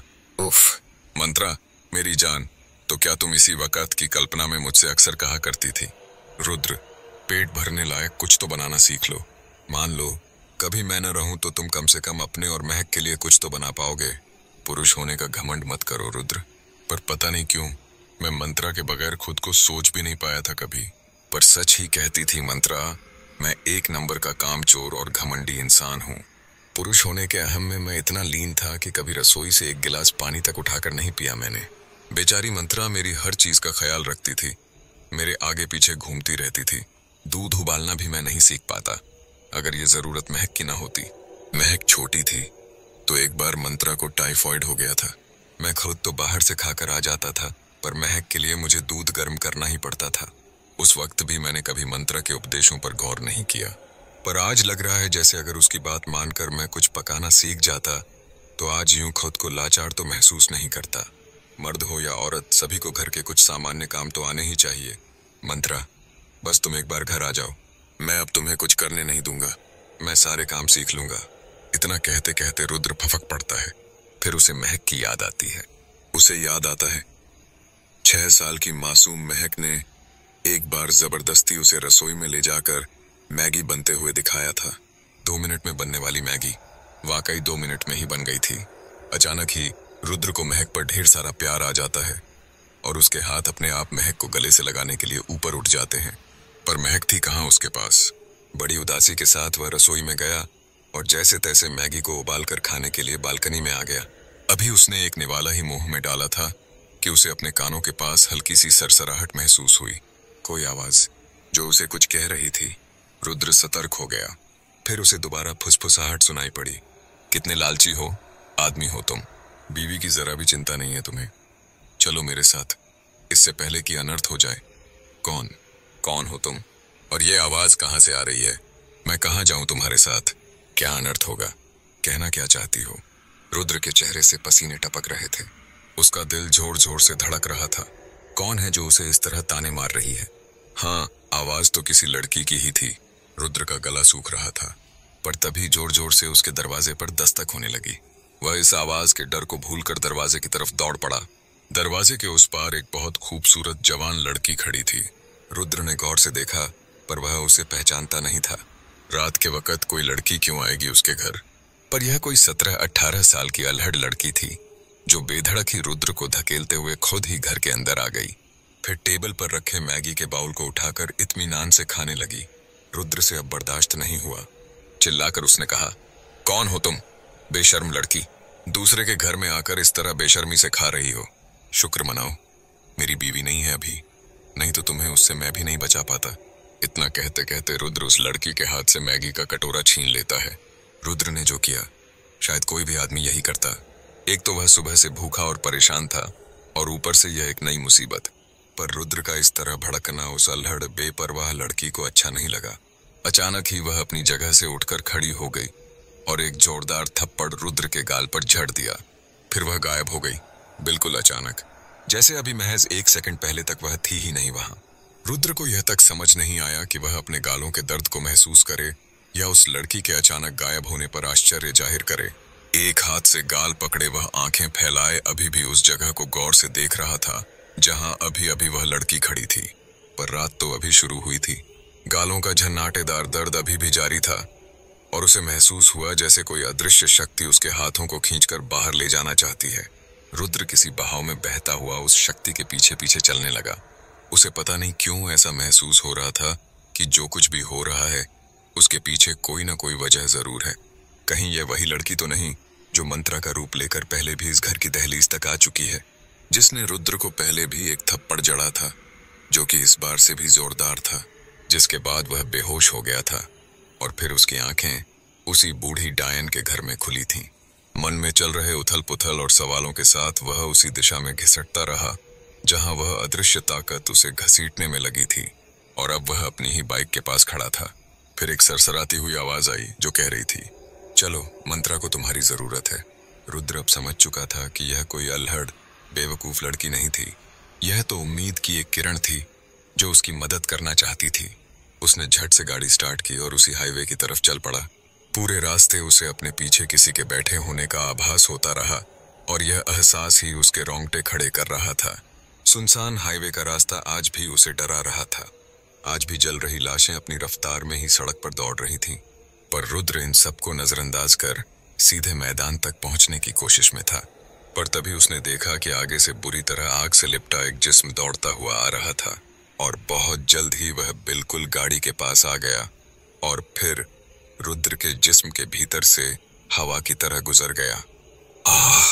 रुद्र ने सीने में एक भयंकर जलन महसूस की और उसकी गाड़ी का बैलेंस बिगड़ गया। रुद्र तो पास में ही गिर पड़ा, पर गाड़ी काफी दूर तक नीचे गिरकर भी दौड़ती रही। रुद्र ने देखा कि मैदान दूर से ही डरावना दिख रहा था, पर मैदान के बीचों बीच कुछ था, कोई मामूली सी रोशनी जो अपनी लौ की ताकत से रुद्र को उस तरफ खींच रही थी। गिरने की वजह से उसे मामूली चोटें आई थीं, पर फिर भी वह किसी तरह बहुत धीरे धीरे मैदान की तरफ चल पड़ा। उसने देखा मैदान के बीचों बीच मंत्रा बैठी थी, हाथ में दिया जलाए, और उसकी गोद में थी महक। इन दोनों को देखकर रुद्र की चाल तेज हो गई। वह अब उनके करीब पहुंच चुका था। महक ने दूर से ही अपने पिता को पहचान लिया था। पापा! चिल्लाते हुए एक झटके में वह मां की गोद से उठी और पिता की तरफ दौड़ पड़ी। उस मासूम को क्या पता यहाँ क्या चल रहा था। दोनों बाप बेटी एक दूसरे के गले लगकर अपने प्यार का इजहार करने लगे, जैसे उन्हें किसी और दुनिया की परवाह ही नहीं हो।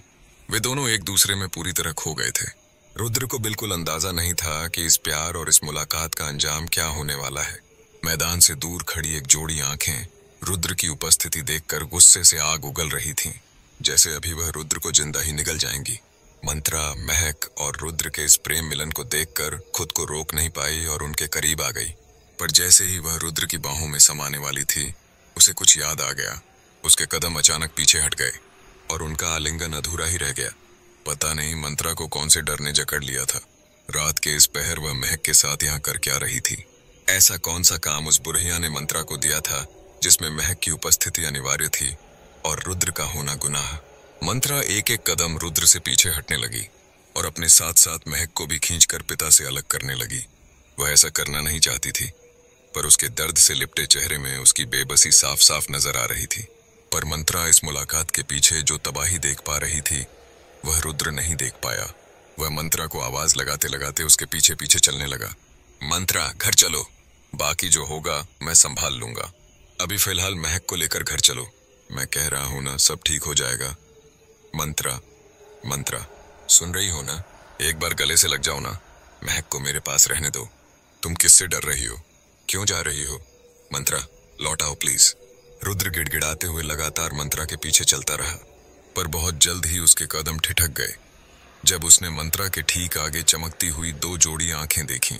दो आंखें जो बिना जिस्म के एकटक रुद्र को घूर रही थीं। अचानक ही रुद्र वहीं ठहर गया और उसकी आंखों के सामने ही मंत्रा उन आंखों के भीतर से गुजर गई, जैसे उन आंखों के अस्तित्व का कोई वजूद ही नहीं था। अब रुद्र को उन आंखों के साथ साथ एक मानव आकृति भी दिखाई देने लगी। कितना भयानक नजारा था यह! एक नंगा आदमी जिसके जले हुए गुप्तांग भी रुद्र साफ साफ देख पा रहा था। कोई पुरुष था यह जो जल चुका था, एक जली हुई लाश जो जलकर अपना रंग तक बदल चुकी थी। धीरे धीरे ऐसे ही कई अनगिनत मुर्दों को अब रुद्र देख पा रहा था। आग से लिपटी उन दौड़ती रूहों को देखना उतना डरावना नहीं था जितना कि इन पूरी तरह जल चुकी काली लाशों के समूह को देखना भयावह था। शरीर पूरा काला पड़ चुका था। कुछ औरतें थीं, कुछ पुरुष थे इस समूह में, सभी नंगे, शायद कपड़े जलकर खत्म हो गए थे। जिन्होंने सिलिकॉन के कपड़े पहने थे, उनकी प्लास्टिक गलकर जैसे देह से चिपक गई थी। बिल्कुल उसी तरह उनके जिस्म पर उनके जले हुए कपड़े चिपके हुए थे। माथे के बाल जलकर खत्म हो चुके थे, कहीं कहीं दांत काले हो चुके थे और कहीं अब भी उनकी सफेदी बची हुई थी। उफ़! और सबसे भयानक थीं वे आंखें जो रुद्र को इस तरह घूर रही थीं, मानो अभी पल भर में ही उसे खत्म कर देंगी। रुद्र के होश अब जाने ही वाले थे। इधर मंत्रा बिना पीछे मुड़े आगे बढ़ती ही चली जा रही थी। उसने रुद्र के चेहरे के खौफ को भी नहीं देखा। रुद्र अब धीरे धीरे अपने कदम पीछे की तरफ ले जा रहा था और उसी तेजी से उसकी तरफ बढ़ रही थीं अनगिनत रूहों की कतारें। रुद्र का गला सूख चुका था, उसके पैर लड़खड़ा रहे थे। ऐसा लग रहा था जैसे वह बहुत जल्द ही हार मानने वाला है। और फिर वह वक्त भी आ गया जब रुद्र उन सब के बीच फंस गया। अब न वह पीछे जा सकता था, न ही आगे। बीच में वह, और चारों तरफ से उसी के नजदीक आती वे खतरनाक भयानक अनगिनत रूहें। रुद्र ने अपनी आंखें बंद कर लीं। उसने खुद को शून्य में छोड़ दिया। भागने की कोई भी कोशिश नहीं की उसने, पर अभी एक भी जली हुई रूह रुद्र को छू पाती, उससे पहले ही एक बहुत तेज हवा का झोंका आया जिसने रुद्र के आसपास एक कवच बनाकर उसे अपनी लहर में बहा लिया। वह कब मैदान छोड़ हाईवे वाली सड़क पार कर दूसरी तरफ पहुंच गया, यह वह समझ ही नहीं पाया। फिर जब उसे शांति से पड़े साल के सूखे पत्तों में पटक दिया गया, तो उस भयंकर टकराहट की आवाज से वहां की निस्तब्धता भी चीख पड़ी। हालांकि ज्यादा चोट उसे नहीं आई थी। प्रकृति भी इतनी जल्दी तांडव नहीं दिखाती जब वह बर्बादी पर अड़ती है, जितनी तेजी से इस हवा के झोंके ने अपना काम किया था। इस घटना के बाद तो साल के पेड़ों में बैठे उल्लू भी डर गए और एक खौफनाक आवाज के साथ सभी उल्लू एक साथ पेड़ छोड़कर कहीं भाग गए। पत्तों की गोद में पड़ा रुद्र अभी तक यह सोच रहा था कि जो कुछ भी उसके साथ हुआ, क्या वह सच में किसी हवा के झोंके का ही काम था या फिर यह किसी और की हरकत थी। कोई जो उसे उन अनगिनत जली हुई आत्माओं की कैद से दूर ले आया था, कोई जो उसे घर से यहाँ तक लेकर आई थी। पर हवा के झोंके का तो अब कोई नामो निशान नहीं था।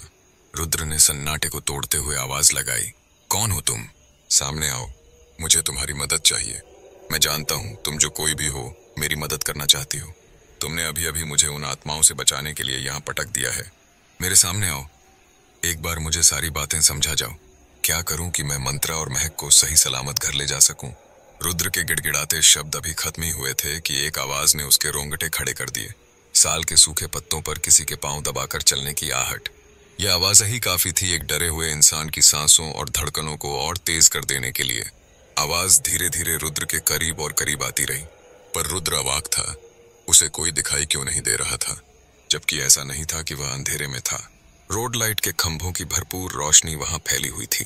इस पार रुद्र, बीच में वही सड़क, और फिर सड़क के उस पार वही सुनसान मैदान, जिसकी झाड़ियों के पीछे से आवारा कुत्तों के रोने की आवाज लगातार आ रही थी। इन कुत्तों का रोना आसपास की मनहूसियत को और गहरा कर रहा था। रुद्र महसूस कर पा रहा था कि यह आवाज उसके ही आसपास चक्कर काट रही थी।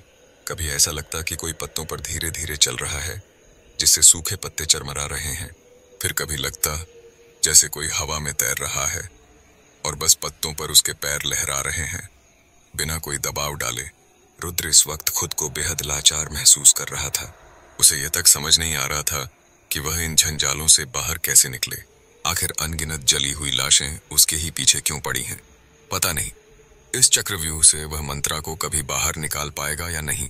यही सब सोचते सोचते वह सुबह पड़ा। काफी देर तक उसके आंसू सूखे पत्तों को भिगोते रहे। फिर रुद्र ने गौर किया कि अब पत्तों पर चलने की आवाज भी आनी बंद हो चुकी थी। वह नहीं जानता था किसे, पर वह इधर उधर सिर घुमाकर किसी को ढूंढने लगा। और फिर उसकी नजर एक अजीब सी चीज पर पड़ी। जब उसने उसे गौर से देखने की कोशिश की तो उसे अपनी आंखों पर यकीन नहीं हुआ। ये वही लड़की थी, वही लड़की जो थोड़ी देर पहले ही रुद्र के घर से उसे यहाँ अपने साथ ले आई थी। पर अभी उसका शरीर इतना पारदर्शी क्यों नजर आ रहा था, जैसे पानी पर किसी की तस्वीर नजर आती है। बिल्कुल वैसा ही। वह बिल्कुल रुद्र के सामने घुटनों के बल जमीन पर बैठी थी। उसका एक हाथ अपने गाल पर था और एक टक वह सवाल भरी नजरों से रुद्र को ही निहार रही थी। कभी हवा चलती तो उस लड़की का जिस्म भी उस हवा में लहराने लगता। हाँ, पर आंखें जीवंत लग रही थीं, जैसे मौत आंखों तक नहीं पहुंच पाई थी। रुद्र समझ चुका था, यह वही लड़की है जिसने शुरू से मंत्रा की मदद की थी और अब उसकी कर रही है। मंत्रा ने बताया था कि उसकी भी मौत इसी माया जाल में फंसकर हो गई थी। रुद्र ने ही बोलना शुरू किया, मेरी मदद करोगी? मुझे मंत्रा और महक को अपने साथ घर ले जाना है। रुद्र के सवाल के बाद ही उस लड़की ने हाँ में सिर को धीरे से हिलाया। मतलब वह उसकी मदद करना चाहती थी। इसके बाद एक बेहद ठंडी आवाज रुद्र को सुनाई देने लगी, घटनाओं को दोहराओ, मदद के लिए तरसती रूहों को यह यकीन दिलाओ कि लोग उनकी मदद करना चाहते हैं। फिर मदद की पवित्र अग्नि में उन्हें भस्म करो। गांव के लोगों से मिलो, पर सबसे पहले उस बूढ़ी माँ की ताकत को खत्म करो। उसके घर में नर कंकालों के बीच ही है उसके नाती की खोपड़ी। उसे ढूंढकर पहले जलाओ, उसे नष्ट करो। इन अनगिनत रूहों पर राज करती है वह बुढ़िया, वही इन्हें लौटने नहीं दे रही। वक्त के जाल में सिर्फ मंत्रा ही नहीं फंसी हैं ये सारी आत्माएं। इनको मुक्त करो, घटनाओं को दोहराओ, इन्हें दिखाओ कि लोग इनकी मदद करना चाहते हैं, पर पहले उस बूढ़ी को कमजोर बनाओ।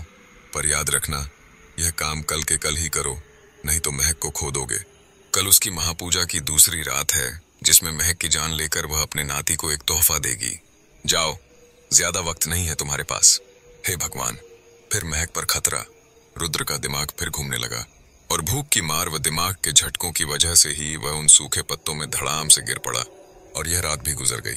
समय बस एक दिन का, खेल एक रात का। क्या कर पाएगा रुद्र? क्या अपनी बच्ची की जान बचाने के लिए वह इन अदृश्य शक्तियों से लड़ पाएगा? क्या गांव के लोग रुद्र की मदद करेंगे? क्या सब कुछ उतना आसान होगा जितनी आसानी से उस मासूम सी लड़की की आत्मा ने रुद्र से यह सब करने को कहा? जानने के लिए बने रहिए कहानी के अंत तक। सुबह रुद्र की नींद एक छोटे बच्चे के रोने की आवाज से खुली। उसके सिर में तेज दर्द था, पर उस बच्चे की रोने की आवाज उसे विचलित कर रही थी। किसी तरह आंखें खोलकर वह उस बच्चे को ढूंढने लगा, जिसकी रोने की आवाज सुनकर ही उसे अपनी महक याद आ रही थी। असल में यह आवाज रुद्र को नहीं, बल्कि उसके भीतर बसे पिता को कुरेद रही थी। जैसे आवाजें उसे पुकार रही थीं, उठो और लड़ो, ले आओ अपनी मासूम सी बच्ची को। बच्चे की रोने की आवाज रुद्र को ताने मार रही थी। कैसे पिता हो तुम तुम्हारे जिस्म की मामूली सी जरूरतों ने देखो आज तुम्हारे परिवार को किस मोड़ पर ला खड़ा किया है।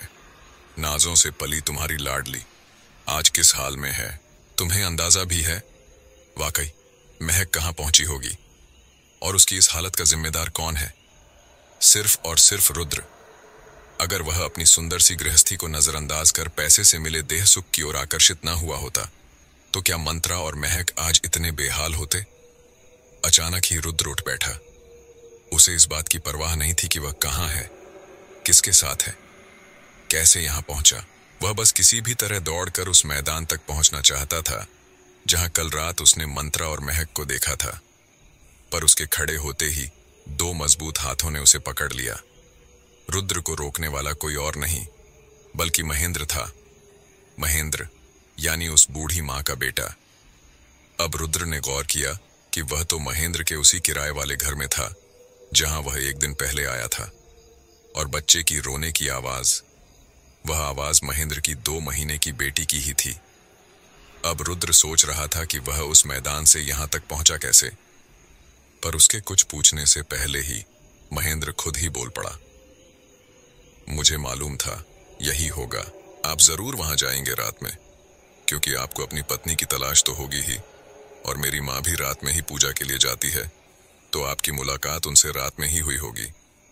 पता नहीं क्यों आधी रात को ही मन बड़ा बेचैन लग रहा था, इसलिए मैं भोर के पहले ही हाईवे की तरफ निकल पड़ा, और मेरे सोच के मुताबिक ही पहले आपकी गाड़ी मिली। फिर मैदान के दूसरी तरफ बेहोश पड़े आप भी मिल गए। अपने कुछ दोस्तों की मदद से मैं आपको यहां तक ले आया हूं। रुद्र सर, मैं बस आपसे कहना चाहता हूं कि जल्दबाजी में कोई भी काम ना करें। रात के वक्त हाईवे की तरफ अकेले जाना आपकी जान बड़ी आसानी से ले सकता है। इतना कहकर महेंद्र चुप हो गया, पर रुद्र का दिमाग तेजी से चलता रहा। घटनाएं दोहरानी होंगी, लेकिन यह काम अकेले उसके बस का तो नहीं था। उसने बिना रुके एक सांस में महेंद्र को सारी बातें बता दी। कैसे एक अनजान लड़की की रूह ने उसकी मदद की, कैसे उसने रुद्र को इस समस्या का समाधान बताया और क्या क्या करने को कहा। महेंद्र बड़े गौर से रुद्र की बातों को सुनता रहा। फिर दोनों ने आपस में बहुत सी बातें की और कुछ तय किया। कुछ देर बाद ही रुद्र और महेंद्र एक साथ घर से निकल पड़े। रुद्र की हालत अब पहले से बेहतर थी, क्योंकि उसने एक लंबी नींद ली थी, और महेंद्र के घर से निकलने से पहले नहा धोकर खाना भी खा लिया था। अब दोनों गांव की तरफ चल पड़े। महेंद्र उस बूढ़ी मां के घर पहुंचा। बुढ़िया अपने बेटे को देखकर ठिठक गई। पहले तो उसे लगा कि महेंद्र उसके लिए कुछ बुरा सोचकर आया है, पर जब बेटे की आंखों में माया और दया से मिश्रित आंसू देखे तो उसका हृदय भी पिघल गया। माँ बेटे दोनों ही एक दूसरे के गले लगकर फफक पड़े। घर के भीतर वाले कमरे में मंत्रा और महक भी डरी सहमी बैठी थीं। पर्दों की आड़ से मंत्रा भी इस मिलन की गवाह बन रही थी। महेंद्र ने माँ से कहा, माँ, अब मैं आपके बिना नहीं रह सकता। जो भी हुआ उसे भूल जाना चाहता हूँ और सपरिवार घर लौट आना चाहता हूँ, पर आपकी बहू आपसे नाराज है। वह कहती है कि जब तक माँ उसे खुद लेने नहीं आएगी तब तक वह और आपकी नातिन नहीं आएंगी। माँ, आप उन्हें ले आइए ना, हम सब आपके बिना अधूरे हैं। इतना कहकर महेंद्र अपनी माँ के पैरों में गिरकर रोने लगा। बुढ़िया सोचने लगी कि शिवांश के जाने के बाद अब अगर उसकी बहू से भी उसका काम बन सकता है तो इसमें कोई बुराई नहीं। वह इसके लिए बेटे बहू को भी घर में रख सकती थी। उसने बड़ी चालाकी से अपने मनोभावों को छुपाया और बेटे को पैरों से ऊपर उठाते हुए कहने लगी, बोल बेटे, कहाँ हैं वो दोनों? मैं अभी ले आती हूँ उन्हें उनके घर। ये घर उनका ही तो है। मैं कौन होती हूँ उन्हें रोकने वाली? तुम्हें तो उन्हें भी साथ ही ले आना चाहिए था। फिर भी बता, कहाँ मिलेंगे? बोल, मैं ले आती हूँ। पर सुन, अंदर वाले कमरे में एक औरत और उसकी बच्ची हैं। उसका मर्द उसे यहाँ ठीक करने को छोड़ गया है। ये भी अगले 9 दिन हमारे साथ ही रहेगी। बेचारी के ऊपर प्रेत आत्माओं का साया है। देखना, मेरी गैर हाजिरी में कोई इनसे मिलने न आए, न ही ये इस घर से बाहर निकल पाए। मैं जल्द ही लौट आऊंगी। महेंद्र ने माँ को उसके किराए के घर का पता दे दिया और खुद घर में बैठ गया। बुढ़िया डंडे के सहारे से किराए के घर की तरफ चल पड़ी, इस इरादे से कि वह अपना अगला शिकार लाने जा रही है। पर वह कहाँ जानती थी कि उसके पीठ पीछे यहाँ क्या क्या होने वाला है। उसकी बनाई बुरी दुनिया अब खत्म होने वाली थी। बुढ़िया के घर से निकलते ही एक कार उसके घर के बाहर आकर रुकी। मंत्रा और महक को उस घर से निकालकर कार में बैठा दिया गया। कार गांव के पत्थरीले रास्तों से होती हुई शहर की तरफ दौड़ पड़ी। इधर गांव की सारी महिलाएं किसी नेक काम को पूरा करने के लिए एक दिशा में चल पड़ीं और सारे पुरुष एक विशेष कार्य की तैयारी में जुट गए। रुद्र के मोबाइल में अभी अभी बैंक से 2500 रुपए निकालने का मैसेज टोन आया था। घर के सारे कैश मिलाकर उसने घटनाओं को दोहराने की व्यवस्था कर दी थी, पर यह खेल रात में होगा। अभी तो बस उस बूढ़ी माँ की ताकत को कम करना होगा। बूढ़ी माँ किसी तरह आखिरकार महेंद्र के किराए के घर तक पहुंची। बहू से औपचारिक बातें करने के बाद जैसे ही उसने नातिन को गोद में उठाया, एक बड़ी संख्या में औरतों का झुंड उस घर के भीतर घुस गया और बुढ़िया को दबोच लिया गया। अब तक शांत बैठी बहू भी जोर जोर से चिल्लाने लगी कि उसकी सास उसकी बेटी को चुराने आई थी। पूरे मोहल्ले में यह बात फैल गई। लोग अपने अपने घरों से आकर देखने लगे। सभी ने बहू की बात में हाँ मिलाया और बुढ़िया फंस गई। हालांकि उसके मन में अभी भी यह विश्वास था कि पुलिस के सामने वह फिर कोई खेल खेलेगी और छूट जाएगी। पर आश्चर्य, गांव वालों और मोहल्ले वालों ने पुलिस को खबर ही नहीं दी, क्योंकि इस बार बुढ़िया का खेल खत्म गांव वालों के हाथों ही होना था। बुढ़िया को गांव वापस लाया गया और गांव के बीचों बीच सूखे साल के पेड़ में उसे बांध दिया गया। बहुत से लोग उसके आसपास ही थे जो लगातार उस पर नजर रखे हुए थे। बुढ़िया बार बार लोगों से कह रही थी कि उसे कानून के हवाले सौंप दिया जाए, पर लोग उसकी बातों को एक कान से सुनते और दूसरे कान से बाहर निकाल देते। अब तक दोपहर हो चुकी थी। गांव में मुखिया जी के घर के पास बोतलों में नहीं, बल्कि बड़े बड़े ड्रम में केरोसिन का तेल आया था और उसमें सभी घरों के फटे पुराने कपड़े डुबोए गए थे। इन्हीं व्यवस्थाओं के लिए ही रुद्र के बैंक अकाउंट से पैसे निकाले गए थे। दूसरी तरफ महेंद्र बुढ़िया के घर में रखे अनगिनत मानव कंकालों और खोपड़ियों के बीच अपने ही बच्चे का सिर ढूंढ रहा था। बहुत मुश्किल से वह पहचान पाया। उसने गौर किया कि सभी खोपड़ियों के बीच एक ऐसा सिर भी था जो सबसे छोटा था, यानी यही उसके बेटे का सिर था। क्या एक पिता के लिए आसान था अपने ही बच्चे के सिर को देखना? वह उस खोपड़ी को सीने से चिपकाए फूट फूट कर रो पड़ा। फिर खुद ही संभला और याद करने लगा वह दिन। उस दिन गांव का हर घर अपने अपने दुख में खोया हुआ था। वह शायद एक या दो लोगों के साथ जाकर गांव की नदी किनारे की गीली मिट्टी को खोदकर अपने अधजले बेटे की लाश को दफना आया था। पर उसकी यह डायन मां ने तो उसके बेटे के कंकाल तक को नहीं बख्शा। उसने उस सिर को लाल कपड़ों में ढक लिया और उसे लेकर बुढ़िया के पास गया, फिर सामने ही बैठ गया। बुढ़िया लगातार महेंद्र को गालियां देती रही। खोपड़ी को महेंद्र के हाथों में देखकर उसका दिमाग ही काम करना बंद कर दिया। जाने अनजाने वह अपने ही काले कारनामों के किस्से सुनाने लगी। कैसे उसने शुरू से खुद को मरे हुए लोगों से जोड़ने की राह पकड़ी ताकि वह दुनिया की सबसे ताकतवर डायन बने और उस गुत्थी का हल निकाले जिसने बचपन से ही उसे परेशान कर रखा था। वह चाहती थी कि सब कुछ उसके ही इशारे पर चले। बुढ़िया कम उम्र में ही अपनी माँ को खो चुकी थी। सौतेली माँ ने जीना हराम कर रखा था। कभी कभी जब वह माँ को याद कर रोती रहती तो उसे अपने बिल्कुल करीब अपनी माँ दिखाई देती। वह उसके चेहरे को तो नहीं देख पाती, क्योंकि उसकी माँ का पूरा चेहरा एक सफेद रोशनी से ओत-प्रोत होकर चमकता रहता था। वह उसे अपने पास बुलाती थी। फिर जब बुढ़िया उसकी ओर बढ़ती और उसे छूने की कोशिश करती तो अचानक ही वह साया गायब हो जाता। बुढ़िया बता रही थी, धीरे धीरे मेरी उस साए को छूने की उत्सुकता बढ़ती रही और अपनी जवानी के दिनों में ही मैंने तांत्रिकों से मिलकर कुछ क्रियाएं सीख ली थीं, पर आज तक मैं उस साए को छू नहीं पाई। सभी तांत्रिक मुझसे कहते थे कि अगर मेरे पास अपार शक्तियां आ जाएं, तो मैं उस साए को शायद कभी छू जरूर पाऊंगी। इसीलिए जिस तांत्रिक ने मुझसे जो कहा, मैंने वैसा ही किया। इन्हीं में से एक तांत्रिक थे हमारे पहले गांव के। उन्हें मैंने अपना गुरु माना था। उन्होंने ही मुझसे कहा था कि जिस दिन तुम अपने ही खून के खून को मार दोगी, उस दिन यह काम पूरा हो जाएगा। पर सब झूठ था, सब झूठ। शिवांश की मौत भी मुझे उस साए से मुलाकात नहीं करवा पाई। फिर शुरू हुआ दूसरा खेल। एक रात शिवांश मेरे सपनों में आया। वह मुझसे अपनी मौत की वजह जानना चाहता था।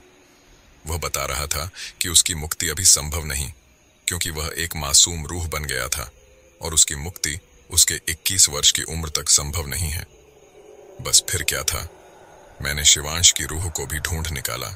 सबसे पहले उसकी कब्र पर गई और उसके सड़ चुके जिस्म से उसका सिर अलग कर लाई। उसकी खोपड़ी से उसका सड़ा हुआ भेजा और मांस के हिस्सों को अलग कर मैंने उसे एक सूखी खोपड़ी में बदल दिया। फिर माँ काली की मदद से उसकी रूह अब मेरे कैद में है। उसी की मदद की बदौलत अब उस पेट्रोल हादसे में मर चुकी सभी आत्माएं मेरे गुलाम हैं। एक एक कर मैं सभी भटकती रूहों को कैद कर लूंगी और फिर मेरी मुलाकात मेरी माँ की रूह से भी हो जाएगी। उन सारी रूहों को मैंने समय के मकड़ जाल में फंसा दिया है। वे कभी वहां से मुक्त नहीं हो पाएंगी। पर जब मंत्रा उन लोगों के बीच फंसी और उसने बार बार वहां से महक को आवाज लगाई, तो शिवांश की रूह महक को देखने और उसके साथ खेलने के लिए तड़प उठी। क्योंकि वह बच्चा ही तो था। उसी ने मुझसे महक की मांग की और उसकी ख्वाहिश तो मुझे पूरी करनी ही थी।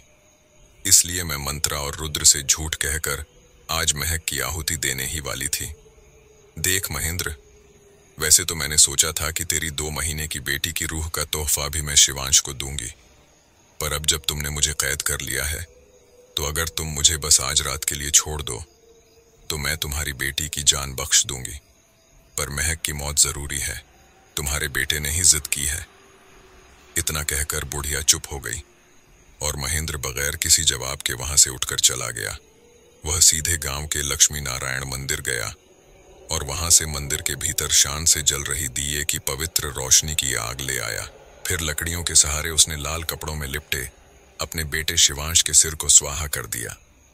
इस तरह शिवांश की रूह ईश्वर के कैद में चली गई, क्योंकि उसने भी बुराई का साथ दिया था। इधर जैसे जैसे खोपड़ी जल रही थी, बुढ़िया के चीत्कार की आवाज भी तेज हो रही थी। फिर जब वह खोपड़ी पूरी तरह जलकर भस्म हो गई, तो बुढ़िया भी बिल्कुल शांत पड़ गई।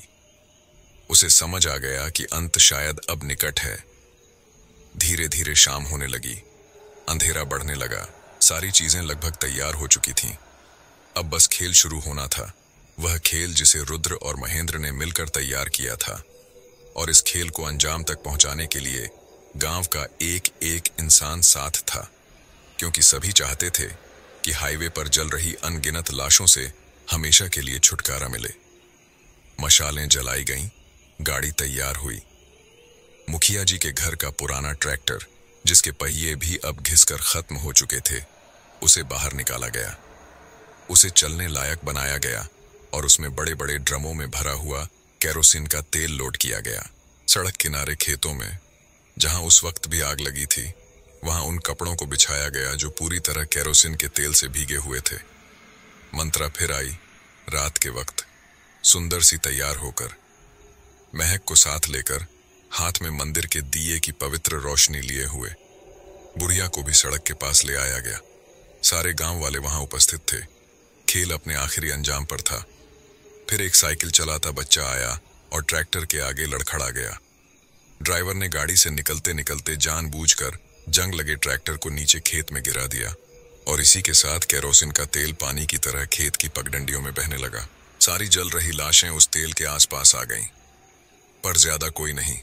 बस बुढ़िया और मंत्रा ही उन जल रही लाशों को वहां देख पा रही थीं।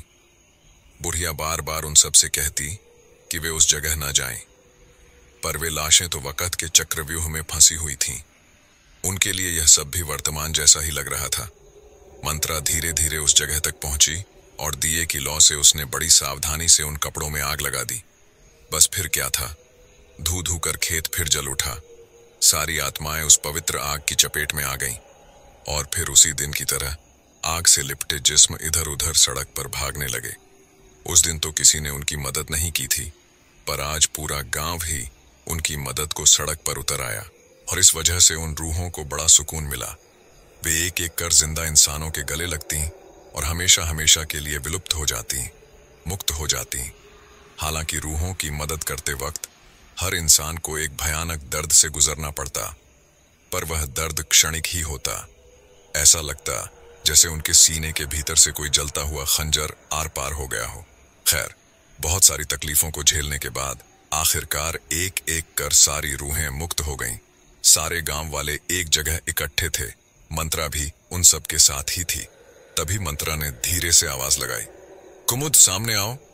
इसके साथ ही एक पतली दुबली छरहरी सी लड़की सबके सामने प्रकट हुई। रुद्र ने सबसे कहा, यह भी एक रूह ही है। इस सड़क के मकड़जाल में यह भी फंस गई थी और इसकी जान चली गई थी। इसी की मदद से आज यह काम पूरा हुआ। असल में कुछ महीनों पहले कुमुद इस सड़क से गुजरते हुए अपने घर जा रही थी। वह रिक्शे में थी। तभी उसने सड़क पर भागते जलते हुए इंसानी जिस्म देखे। वह उनकी मदद के लिए दौड़ पड़ी। रिक्शा वाला पीछे से उसे रोकता रहा, पर उसने उसकी एक न सुनी और इस वक़्त के खेल में फंस कर रह गई। बाद में भूख, कमजोरी और मानसिक अशांति की वजह से उसकी मौत हो गई। उसकी रूह यहाँ भटकती रह गई, लेकिन एक मजबूत इरादों वाली कुमुद की रूह को यह बुढ़िया कभी कैद नहीं कर पाई। इस तरह कुमुद बुराइयों से बची रही और पहले ही दिन से वह मंत्रा की मदद करती रही। इसलिए अब कुमुद की मुक्ति के लिए हमें इस मैदान में एक पवित्र पूजा करवानी है, जिसमें वह मुक्त हो पाए। मंत्रा ने कहा, मैंने सभी तैयारियां कर ली हैं, बस आप सब मेरे साथ रहिए। मैदान के बीचों बीच फिर सिंदूर और हल्दी से घेरा बनाया गया और उस घेरे के अंदर सभी गांव वाले आ गए। उनमें वह बुढ़िया भी थी। पवित्र घेरे में समाते ही बुढ़िया का हाल बुरा हो गया। वह जोर जोर से चिल्लाने लगी, पर कुमुद की रूह ने उसे जोर से अपनी बाहों में जकड़ लिया। बुढ़िया के लिए शायद यह और भी ज्यादा तकलीफदेह था।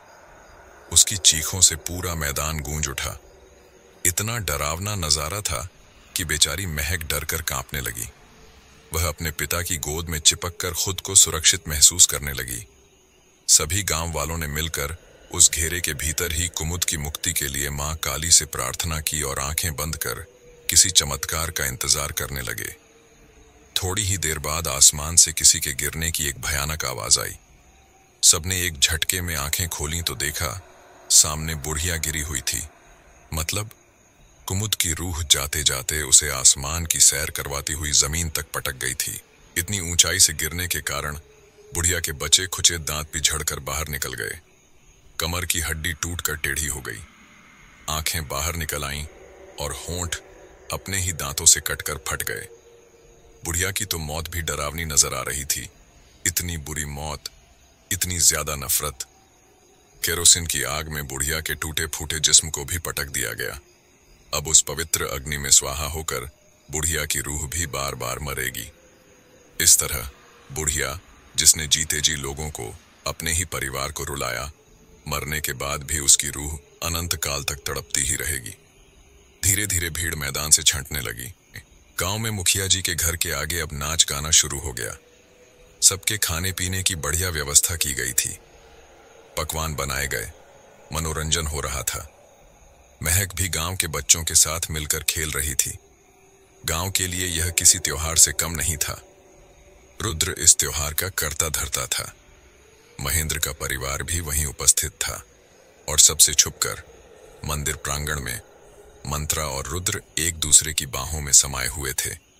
ऐसा लग रहा था जैसे दोनों सालों बाद एक दूसरे से मिल रहे हों। ईश्वर को साक्षी मानकर रुद्र मंत्रा के सिर पर हाथ रखकर अनगिनत कस्में खा रहा था।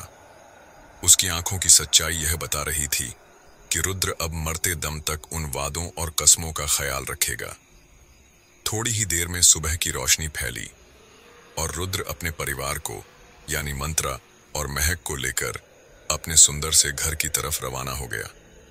तो दोस्तों, यह कहानी यहीं पर समाप्त होती है। आप सबने चैनल को इतना प्यार दिया, इसके लिए आपका आभार। इस कहानी पर आपकी प्रतिक्रिया जरूर दें और बताएं किसका रोल आपको बहुत अच्छा लगा। ऐसी ही कहानियां लेकर मैं आपको जल्द मिलूंगा, तो दोस्तों मुझे जरूर फॉलो कर दीजिए ताकि अगली कहानियों का आपको पता चले। आप सबका दिल से धन्यवाद। जल्द मिलूंगा नई कहानी के साथ।